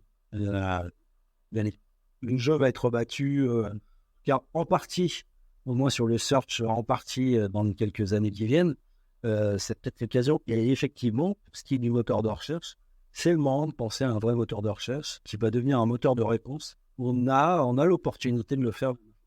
Oui, quand avec OVH et tout ce qu'il y a autour, est certainement le vecteur par lequel ça peut arriver. Il faut que les labos ouvrent les tiroirs aussi. Il faut que tout le monde ouvre ses tiroirs. Et on a des modèles, enfin regarde, on a quand même un super modèle de voyage qui s'appelle Bloom, que personne n'utilise. Enfin, on a des technos en Europe, on a des technos de nos chercheurs, etc.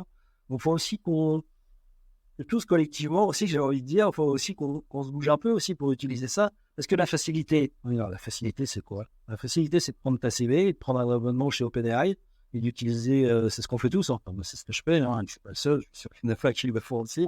Ouais. Et parce que c'est pas grave à la limite. C'est pas grave. Non, mais c'est trop facile, tu vois ce que je veux dire? C'est-à-dire que c'est facile. Cette facilité-là d'utiliser leur technologie, elle est fantastique. Et parce qu'ils la rendent facile. Oui, mais parce que quand je veux utiliser Bloom, moi, qu'est-ce que je dois faire? Je dois aller sur le GameFace, me créer mon truc, ou aller sur la collab, ou etc. Tu vois, enfin, je fais plein de trucs. C'est pas juste sortir ma carte et taper dans la API. Tu vois, je fais ça avec OpenAI. Je prends ma carte, je tape dans l'API, je fais un script, je vais chercher mes trucs, je les renvoie, machin, etc. C'est super simple à faire. Tant qu'on n'aura pas compris ça, en fait, en vrai, en plus de l'infrastructure, tu vois, en plus de tout ce dont on parle de tout à l'heure, mais tant qu'on n'aura pas compris que c'est la facilité d'accès à ce type d'outils qui permet justement mais c'est comme le produit final, c'est-à-dire que ChatGPT, pourquoi c'est simple? Enfin, pourquoi ça a explosé? Parce que c'est simple. Encore une fois, je reviens à mon truc de départ, une invite comme Google, et puis les gens se sont laissés... là, c'est pareil, mais à un autre niveau, c'est-à-dire que tu modèles un truc, si tu dois déjà passer par plein d'étapes pour taper dans une API, pour comprendre comment ça marche, etc., mais c'est fini. Là, OpenAI, encore une fois, tu prends ta CV, prends un compte, tu lis, tu en as pour 1 heure de lecture de savoir comment ça marche sur API, et puis, non, mais c'est terminé. Après, tu fais pas des trucs extraordinaires, à toi de bosser, mais tu as accès. Tu as accès, et simplement. Et c'est là où il faut, je pense, et ça, c'est des vraies réflexions, même d'entrepreneurs, qu'on a nous-mêmes, c'est qu'aujourd'hui, les enjeux vont plus être sur les modèles mathématiques, ils vont être en open source. Les modèles d'LLM, on va pouvoir les créer et faire des micro-LLM, nous on en est persuadé, chez OCADS, voilà, on réfléchit. Les usages vont être la clé, l'infrastructure va être la clé. Celui qui va maîtriser l'infrastructure de distribution et celui qui va maîtriser les usages, comme tu le disais, en clic, ça marche. C'est un peu comme le click and pay de Google ou d'Apple ou de toutes ces grosses boîtes-là. Là où ils sont très forts, c'est qu'il faut créer des usages qui sont à la portée de tout le monde et avec des usages qui peuvent apporter de la valeur à tout le monde. Et plus on va les rendre complexes, plus on va les rendre inaccessibles et plus on va perdre du temps. Et c'est là où il faut effectivement travailler main dans la main parce qu'il y a des technos, on parlait des laboratoires, il faut qu'elles ouvrent plus via les SAT, bien évidemment, en partie, mais pas que. Avoir accès aussi aux grandes entreprises pour qu'elles testent des choses, qu'elles soient aussi capables de mettre 20 000 euros, 30 000 euros, ce qui n'est rien pour une grosse boîte, mais qui permet aussi aux startups d'évaluer parce qu'on n'arrive pas à évaluer forcément. Et les gros groupes n'arrivent pas à évaluer non plus parce que quand on rentre dans le prisme du juridique, on n'en finit pas. Et là où, comme on disait, les Américains ne se posent pas ces questions-là. elles déversent leur technologie, elles améliorent, elles font simple, comme tu le disais, c'est ce que tu m'as dit, je retiendrai ça, c'est intéressant. Je ne l'avais pas matérialisé comme ça, tu vois, tu m'as ouvert un chakra. Euh, et finalement, ça marche. Et finalement, ça marche. Donc, à nous de faire les efforts, hein, à nous d'être porteurs de tout ça. Il y a les pouvoirs publics qui doivent aussi être garants, hein, pour protéger aussi. On parle de fleurons d'entreprise, mais aussi il faut créer les prochains fleurons, hein. Alors, on change de technologie, donc on va changer de cycle. Fini des startups des années 2015, hein, c'est le concept. Bienvenue dans la nouvelle génération de startups. Et puis, bah, il faut travailler en collaboratif. Moi, j'en reste persuadé aussi, parce que ça devient un projet sociétal, hein, aujourd'hui, l'IA. Et toi, où est-ce que tu verrais l'IA vraiment apporter des choses? Pareil, c'est une question que j'aime bien poser. Peut-être pas tout de suite, mais dans les années à venir. On parle beaucoup de médecine, d'automobile. Peut-être qu'il y en a d'autres, hein, la gastronomie, l'éducation, l'agriculture. Où est-ce que toi, tu verrais des avancées qui sont peut-être encore peut-être de la science-fiction, parce on s'interdit rien dans Destinée IA, mais que tu aimerais bien avoir pour te dire, bah voilà, là, c'est un usage qui me sert. Écoute, tu as parlé d'un mot, enfin, tu as dit, tu as parlé d'agriculture. Je pense que l'agriculture, c'est un des prochains grands enjeux de vraiment l'IA. Ça commence, il y a des choses, hein, dans l'agriculture, mais on rentre dans une telle période de changement climatique, plein de choses qui sont autour de ça. L'agriculture productiviste, on voit bien que là, l'agriculture intensive, en fait, on voit bien ses limites actuelles avec l'emploi de toute la chimie qui est autour pour pouvoir ouvrir. Il faut quand même pas oublier que tout ça, c'est pour pouvoir nourrir les hommes, hein, pour pouvoir ouvrir l'humanité. On ne fait pas ça que pour dépenser de la chimie. Il ne faut pas non plus être basique. Hein. On a été trop loin, certainement. On a été trop loin. Et peut-être que justement, l'IA va pouvoir nous aider à continuer à avoir une agriculture intensive ou qui sera beaucoup plus respectueuse.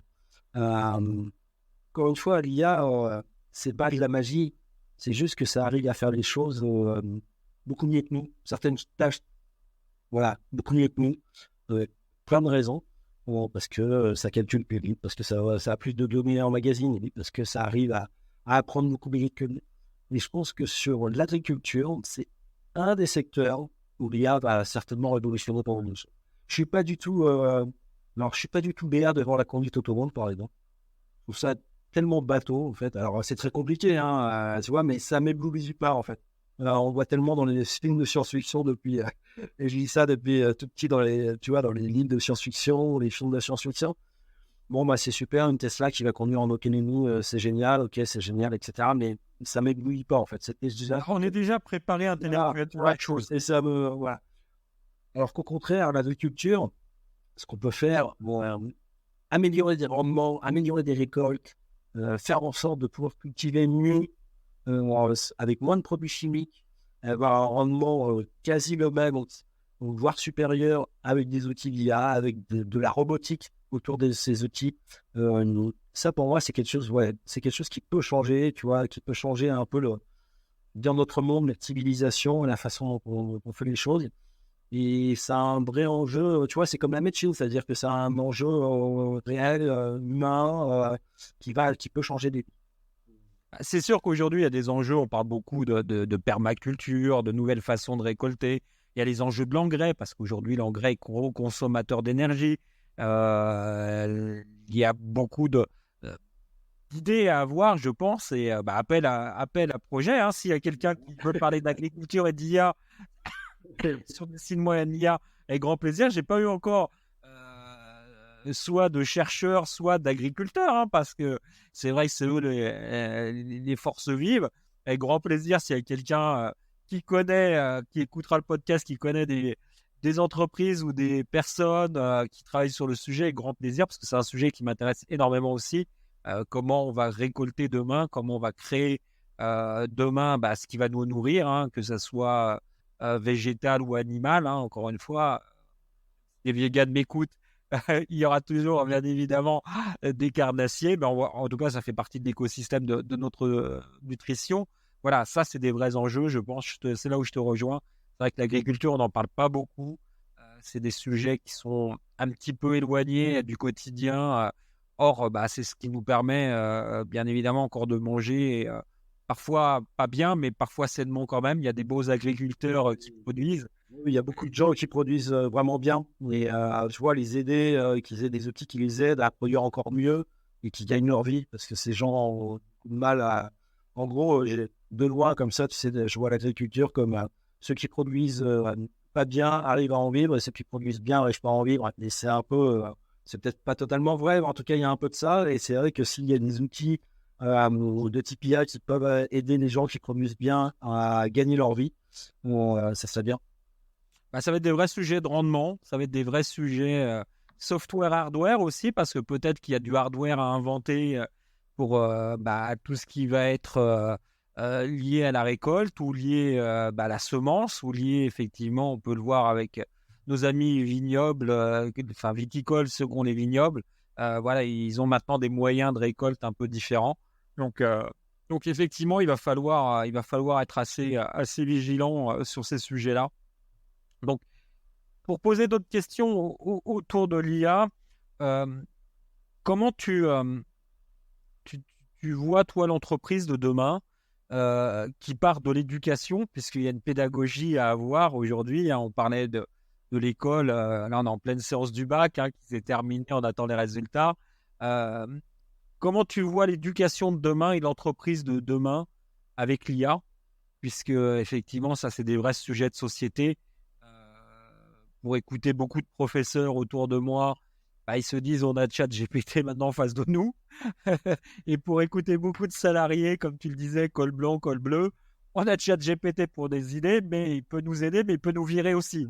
Donc, comment tu vois l'intégration des pouvoirs publics, mais aussi des décideurs, des entreprises, à devoir finalement, heu, intégrer l'IA quoi qu'il arrive, maintenant on le sait, dans une nouvelle formulation, dans une nouvelle, façon d'appréhender, les 2 spectres, la pédagogie et l'enseignement qui est vecteur d'une société aussi, d'une société moderne et aussi la partie sociale et sociétale puisque c'est ce qui fait vivre les gens. De l'autre côté, donc d'avoir le balancier entre 2 mondes et qui à un moment ne fait plus qu'un. Ouais, c'est la grosse question, hein, et c'est vrai que c'est un peu inévitable et c'est ça qui est un peu dur. Je voudrais pas être prof en ce moment, en fait. Ouais, alors, je ne voudrais pas être prof. Moi non plus. Je pense que c'est très, très compliqué parce que, on n'est pas passé dans le nouveau monde. On est encore juste à la limite, là, ça vient d'arriver et on ne sait pas trop comment réagir. Comment je peux évaluer un élève?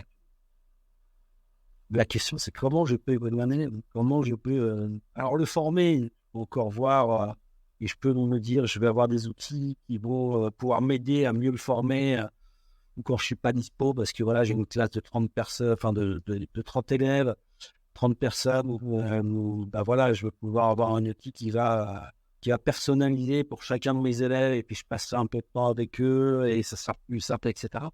Moi, c'est l'évaluation, je me pose beaucoup de questions sur l'évaluation, en fait. Alors, je sais que ça a changé depuis le temps que j'ai été à l'école, hein.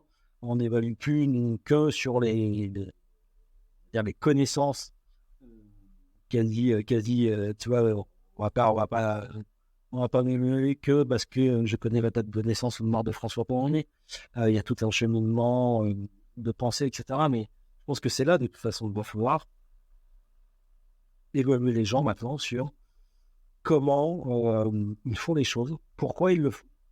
Alors, on va tous utiliser plus ou moins de l'IA dans nos métiers ensuite. Nous, il va falloir apprendre aussi aux gens à utiliser, à savoir parler. Alors, beaucoup en ce moment parlent du prompt engineering, etc. Pour moi, c'est qu'un passage, en fait. En vrai, ça ne va pas durer.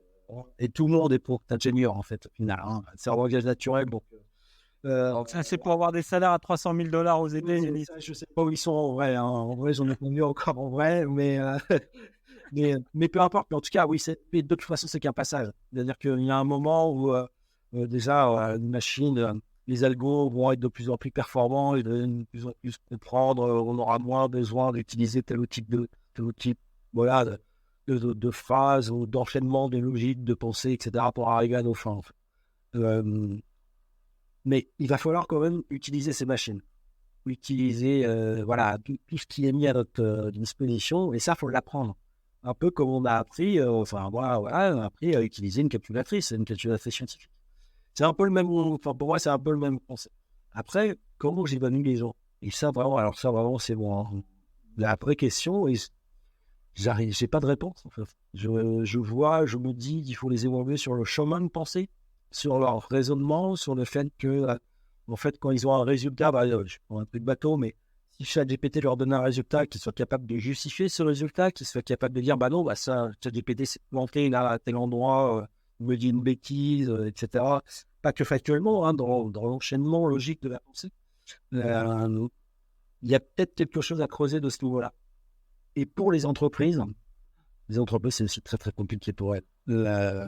C'est très, très compliqué pour elles parce que la plupart des entreprises, les gens, que ce soit les collaborateurs ou les directions, savent très bien que ça va être un passage obligé aussi. Tout le monde en a peur. Je le disais tout à l'heure, je pense sincèrement que même les directions en ont peur. Parce qu'elles ne savent pas comment gérer ça. Je pense que le plus simplement, il faut être transparent. Plus on sera transparent d'entreprise sur quels outils vont être utilisés, pourquoi ils sont utilisés et en gros comment ils fonctionnent. C'est très compliqué de dire comment ils fonctionnent, on en a parlé tout à l'heure, voilà, mais d'être le plus clair sur les attentes qu'on a de ces outils. Plus ça sera simple de les mettre en pratique dans une entreprise sans créer des tensions excessives. Et c'est un vrai enjeu. Parce que la transparence, en fait, c'est compliqué en entreprise. C'est très compliqué. C'est pas que, enfin,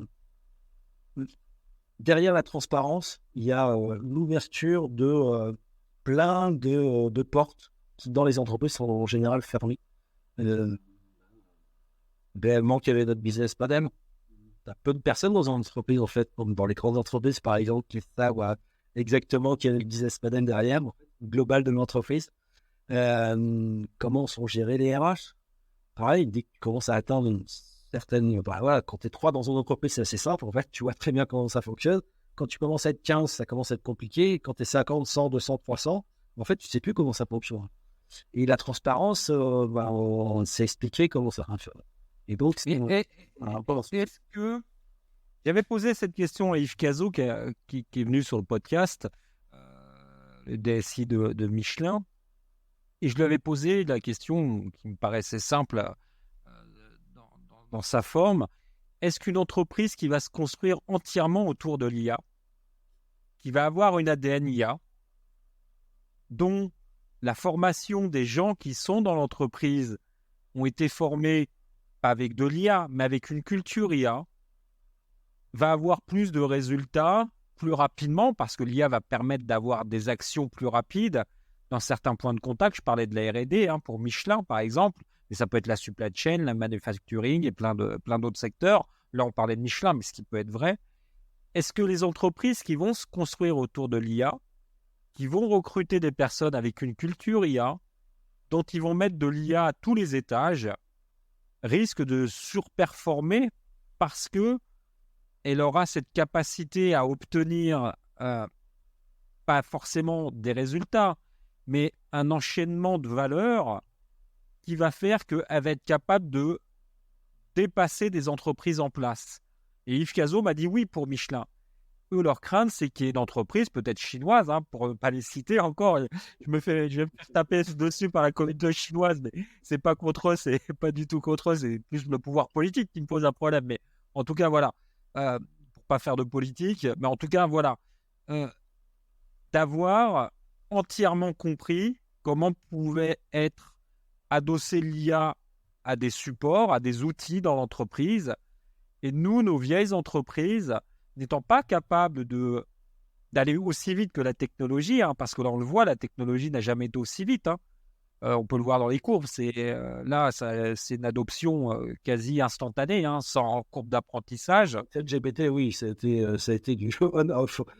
Ah ben oui, il n'y a pas de courbe d'apprentissage, c'est naturel. C'est comme manger, on n'apprend pas à manger, on mange parce qu'on en a besoin. Là, c'est un peu la même chose. J'ai l'impression qu'on utilise ChatGPT parce qu'on en a peut-être besoin. Et justement, une entreprise qui va se créer entièrement de A à Z en 2023, autour de l'IA, qui aura des gens qui auront été choisis à l'intérieur dans toutes les dimensions de l'entreprise, que ce soit de la RH, comme tu le disais, que ce soit de la finance, que ce soit le sales, que ce soit la création de produits, que ce soit la mise en œuvre technologique avec des ingénieurs, mais qui utiliseraient l'IA à tous les étages pour être un danger parce qu'elle va être capable d'aller plus vite. J'en suis convaincu. J'en suis vraiment convaincu et je pense que l'année dernière, c'est même un peu avant, je crois que c'était il y a un peu plus d'un an et demi, quand je faisais mes entretiens pour voir les voir, j'ai eu quelqu'un qui m'a dit, c'est à la fin, je faisais l'entretien, à la fin, je lui disais, ben, qu'est-ce que vous avez à me dire de plus, etc. Il fait, si jamais, il me disait, si jamais tu montes une boîte, Olivier, en fait, tu montes tout en automatique. Tout doit être automatique. Plus tu auras d'automatisme, plus ça sera automatique. Plus ta boîte aura de chances de réussir dans ce projet. En fait. Et j'en suis convaincu. C'est-à-dire que les technologies d'IA peuvent permettre d'automatiser tellement de choses qui nous prenaient à nous beaucoup de temps. On peut, par défaut, du coup, se déporter sur autre chose. Et cette autre chose, c'est notre capacité à réfléchir à de nouvelles solutions, à nous poser de nouveaux problèmes qui seront résolus par l'IA, en fait, ces nouveaux problèmes. Pouvoir adresser tout un pan de questions qu'on n'a pas le temps d'adresser actuellement, parce qu'on est pris par des tâches répétitives, parce qu'on est pris par des tâches cognitives qui sont automatisables. Et il ne faut pas se leurrer, ça sera automatisé. Et toutes ces entreprises qui peuvent se monter maintenant en tout automatique, elles ont un avantage. Et toutes les autres, si elles pensent que en n'automatisant pas ce qui est automatisable, elles vont réussir à freiner le mouvement, elles se trouvent grandement. C'est-à-dire, il n'y a pas que des enjeux. Alors, le truc, c'est qu'il n'y a pas qu'un enjeu de réussite financière et business, il y a un enjeu social. De l'aspect performance au résultat. Il y a tout un enjeu derrière de gestion humaine et puis sociale. On a tout. Enfin, toutes les entreprises ont un rôle social et sociétal. Il ne faut pas oublier ça aussi. Les entreprises ne sont pas quelque chose qui sont à part du monde, au contraire. Donc, il y en a beaucoup qui se posent des questions. Mais il y a forcément, à un moment donné, des gens qui, dans certains secteurs, mais je suis sûr que ça existe déjà, qui pensent, qui réfléchissent, qui mettent en œuvre des entreprises où tout est automatisé plein de plus. Et forcément, elles ont un avantage concurrence. Quand je vais prendre des exemples bidons, hein, mais quand tu arrives à avoir un service client qui te répond en quart de seconde et qui te répond en ce quart de seconde bien, grâce à un chatbot LLM à base de GPT ou autre chose, hein, et que tu n'as pas à aller chercher dans la documentation pour lui répondre, etc., et que c'est pas un humain, tu vois. Bien que tu as fait de gagner une route là-dessus, mais tu me dis que c'est ça par, je sais pas, tes X nouveaux clients, imagine le temps, que ton tri, tu sais, le nombre de gens qui passent des heures et des heures sur leurs emails ou entreprises, c'est un truc de fou, à gérer leur email, à les trier, à dire ça c'est plus urgent que ça, etc. Bon, il y a plein de mécanismes pour les aider, bien sûr, mais mets en place un mécanisme automatique. Nous, on fait un mécanisme automatique. Les services bancaires où on appelle pour avoir des renseignements qui aujourd'hui sont en plus de ça très procédural, il n'y a pas assez des automatismes, il n'y a pas besoin. Donc toute cette valeur-là devrait être conditionnée à avoir, comme on le disait au début du podcast, de l'humain, parce qu'il y a des moments où l'humain doit être en friction avec l'humain, plein de raisons, pour en parler, dans le médical par exemple, où il faut qu'il y ait un rapport humain, mais ça peut être dans la banque aussi, quand on a des problèmes d'argent. Voilà, parfois à ce moment, c'est là où justement on déshumanise. Quand on a des problèmes financiers, c'est peut-être là où il ne faut pas déshumaniser. Par contre, savoir où est-ce qu'on est, c'est la carte bleue qui n'est pas arrivée, une IA peut très bien faire le job, quoi. Par contre, quelqu'un qui est au franchissement peut-être d'un surendettement ou d'un problème de remboursement de crédit, il ne faut pas lui laisser une boîte vocale à disposition. Il faut lui donner un humain parce qu'il y a une friction. C'est peut-être là où les entreprises doivent réfléchir de nouveau à se dire où est-ce qu'elle est ma valeur. Elle est dans le coût du risque ou elle est dans le coût entre guillemets de la relation client à friction et laisser le reste se jouer avec des moteurs d'IA très performants qui peuvent faire le job sans aucun problème, quoi. Donc, mais en tout cas, voilà, Yves a eu, entre guillemets, l'honnêteté intellectuelle de dire oui, voilà, ça peut être un danger.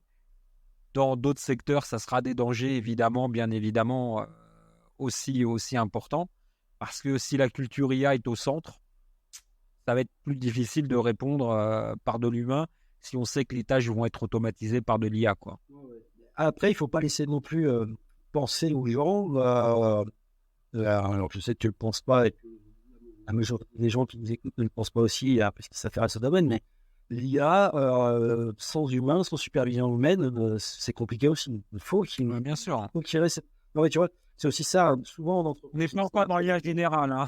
Voilà. Super. Mais il faut justement pas le laisser penser. C'est-à-dire que c'est pas parce qu'on automatise beaucoup de choses qu'on est capable d'automatiser une chaîne de valeur à un moment donné qu'il faut se dire que tout ça, ça se fait sans humain. Non, non. Déjà, ça se fait à l'humain à la base parce que pour entraîner ces IA, il va falloir des données et ces données sont produites par des humains. Ils sont catalogués, enfin, Bien sûr. etc., par des humains.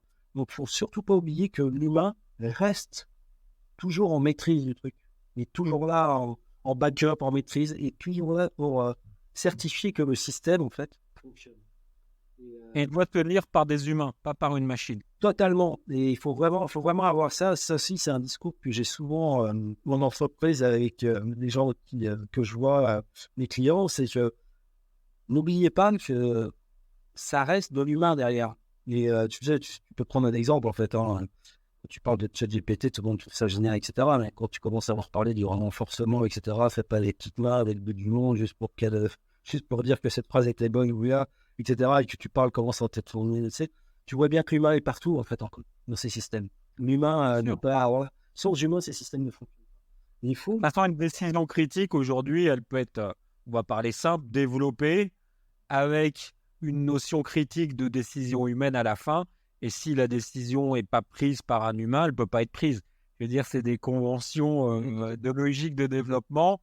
Si on laisse prendre une décision critique par une IA, il faut s'attendre qu'il y ait évidemment peut-être des détournements de cet usage-là si on sait la manipuler, parce qu'on sait manipuler des IA. ChatGPT peut être manipulé si on sait. Bon, C'est fort d'ailleurs. on peut amuser un petit peu la galerie avec 2-3 trucs. Mais en tout cas, voilà, si on reste dans le sérieux, et parce que l'IA va devenir très sérieux dans les années à venir, là on s'en amuse, c'est très beau de faire des dessins avec Dali ou de faire des très beaux poèmes. Et je remercie les créateurs de poèmes. J'en reçois quelques-uns, c'est très bien fait. Hein, la manière d'eux, maintenant il faut écrire à la manière de Verlaine ou de Baudelaire. Mais en tout cas, voilà, ça on s'en amuse. Et par contre, oui, il ne faut pas se voiler la face. Une IA peut être très dangereuse. On ne parle pas des IA militaires, mais on peut parler effectivement des IA à vocation de mission de terrain, hein, comme j'aime le dire. Hein, ce n'est pas des IA tueuses, c'est des opérations de terrain menées par des intelligences artificielles. Ce n'est pas nouveau dans le monde militaire. Hein. Encore une fois, ça fait des années qu'ils ont ça entre les mains. C'est eux qui en sont même les grands ordonnateurs. Donc voilà, là, on est sur des choses sérieuses. Si on décide que ça va plus loin, c'est parce que des humains ont décidé que ça va plus loin, quoi. Et si on veut rester dans des choses amusantes, bah oui, on peut s'amuser de faire des choses avec le pape, Macron et autres. Voilà, ça c'est pour amuser la galerie. Bah, je vois l'heure qui tourne, Olivier. Ouais. Est-ce que tu as des sujets sur lesquels tu voudrais donner un avis, quelque chose? Moi, encore une fois, s'il y a qu'un message, c'est le dernier, c'est que l'humain reste au centre de tout ça. Il faut surtout pas oublier. Quoi. C'est pas parce Non, c'est important. Et c'est vraiment un truc que j'essaye de répéter tout le temps. C'est qu'il faut pas croire. Enfin, je suis tellement désespéré par tous ces articles, par tous ces messieurs de l'IA, tu sais, tous ces gens qui ont travaillé tellement longtemps dans l'IA, puis d'un seul coup, ils en sortent, qui sont à la retraite, qui disent oh là là, on a créé un monstre, etc. Je suis tellement désespéré par toute la communication qu'il y a autour de tout ça, qui fait du mal aux gens, en fait, qui ne comprennent pas que l'IA, en fait, non, l'IA sans humain n'existe pas. Donc, commençons déjà par là. C'est important. C'est important. Et encore une fois, tu vois, nous, on travaille dans les technologies vocales et je pourrais jamais me passer de parler avec un humain. J'aurais l'impression d'être seul au monde et de me sentir même bête parce qu'on apprend toujours avec un humain parce qu'on est face à une conscience, on est face à des souvenirs, à une expérience. Et ça, c'est encore une fois, si on est une espèce humaine, ça veut dire ce que ça veut dire, c'est que il faut la préserver et ça passe aussi par tout ce bon sens, cette bienveillance. J'espère que les pouvoirs publics, les grands décideurs, les grandes entreprises sauront faire le job. Nous, en tant que petite start-up, on va essayer de faire le job à notre manière. Et puis, on verra comment tout ça avancera. Pour terminer, Olivier, est-ce que tu veux nous partager, je sais pas, une lecture, un restaurant, une sortie, un lieu de vacances, Ibiza, je sais pas, des dance floors, peu importe, un truc que tu souhaiterais partager avec tous nos auditeurs? Écoute, je vais pas faire dans l'extraordinaire, je vais parler d'IA encore. J'ai un bouquin j'ai lu enfin voilà, que j'ai dévoré, Parole de machine, d'Alexis Granholm. C'est un bouquin, il faut absolument le lire, quoi. Je sais pas si tu l'as lu ou si tu l'as Non. lu, je t'invite à le lire. Alexei, à la base, est un chercheur au CEA. Il est au comité d'éthique du CEA, je crois.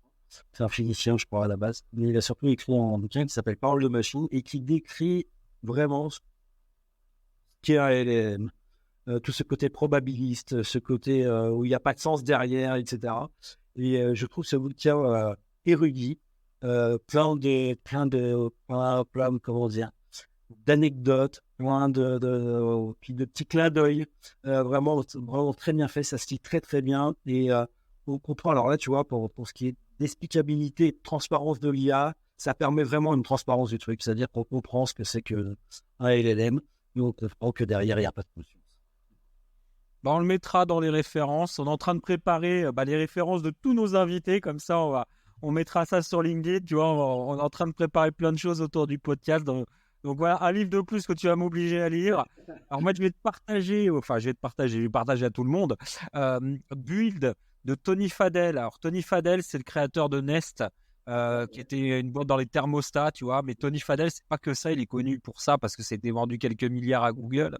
Tony Fadell, c'est un des premiers, c'est un des ingénieurs de General Magic. General Magic, c'est pas très connu en France. J'en avais parlé dans un autre podcast. Il y a un très très bon documentaire. C'était une start-up américaine dans les années 90 qui ont inventé l'iPhone avant l'iPhone. Donc une grande partie de l'équipe est partie chez Apple, dont lui, Tony Fadell, qui a été recruté par Steve Jobs pour recréer l'iPad et l'iPhone. Lui, il était en charge plus de l'iPhone. Et en fait, dans ce livre, il décrit qu'est-ce qu'un produit, comment on crée un produit hardware et software. Super intéressant parce qu'en fait, on s'aperçoit que au-delà du produit, il y a une conception intellectuelle derrière ça, parce que ça va être entre les mains, ça va être de l'expérience. On parlait de l'expérience of machine. Donc, à l'heure où on est en train de remettre le hardware au milieu du village, comme l'église, parce qu'on a un peu oublié le hardware, mais avec l'IA, il va y avoir de nouveaux hardware, j'en suis persuadé. Donc, tous ceux qui sont passionnés de design, de technologie hardware, software, qui adorent inventer les Fab Labs, que j'adore aussi. Je salue pas mal de gens qui m'écoutent et qui se reconnaîtront, moi qui adore mettre les mains dans le cambouis des Fab Labs. Donc, un livre à lire parce qu'on comprend qu'est-ce qui se passe dans la tête d'un designer, d'un ingénieur quand il crée un produit, un vrai produit, pas que du soft. Et Build, je crois que c'est l'édition d'Allo, je suis en train de le lire, j'ai presque terminé. Mais voilà, à lire parce que c'est intéressant de comprendre qu'est-ce qui se passe dans la tête de ces gars-là. Voilà, c'est un autre monde, c'est un autre état d'esprit, mais en tout cas, donc General Magic, je le répète, je l'avais déjà dit, un super documentaire, et Build, Tony Fadell, un mec super en plus. Donc, à découvrir ou à redécouvrir. Ça vous parle de la lecture de l'été. Voilà. Voilà, c'est super. Ça, on se donne des lectures de l'été. Où est-ce qu'on peut te retrouver, Olivier? Je sais que tu es hyper joignable, tu es hyper accessible. Sur LinkedIn, il n'y a aucun problème. Voilà, on me trouve assez facilement avec mon nom, Olivier Martinez. Voilà. Et puis, quand tu passes à Paris, pas de souci. Écoute, avec plaisir. De toute façon, j'y suis assez régulièrement. Je fais des allers-retours pas mal.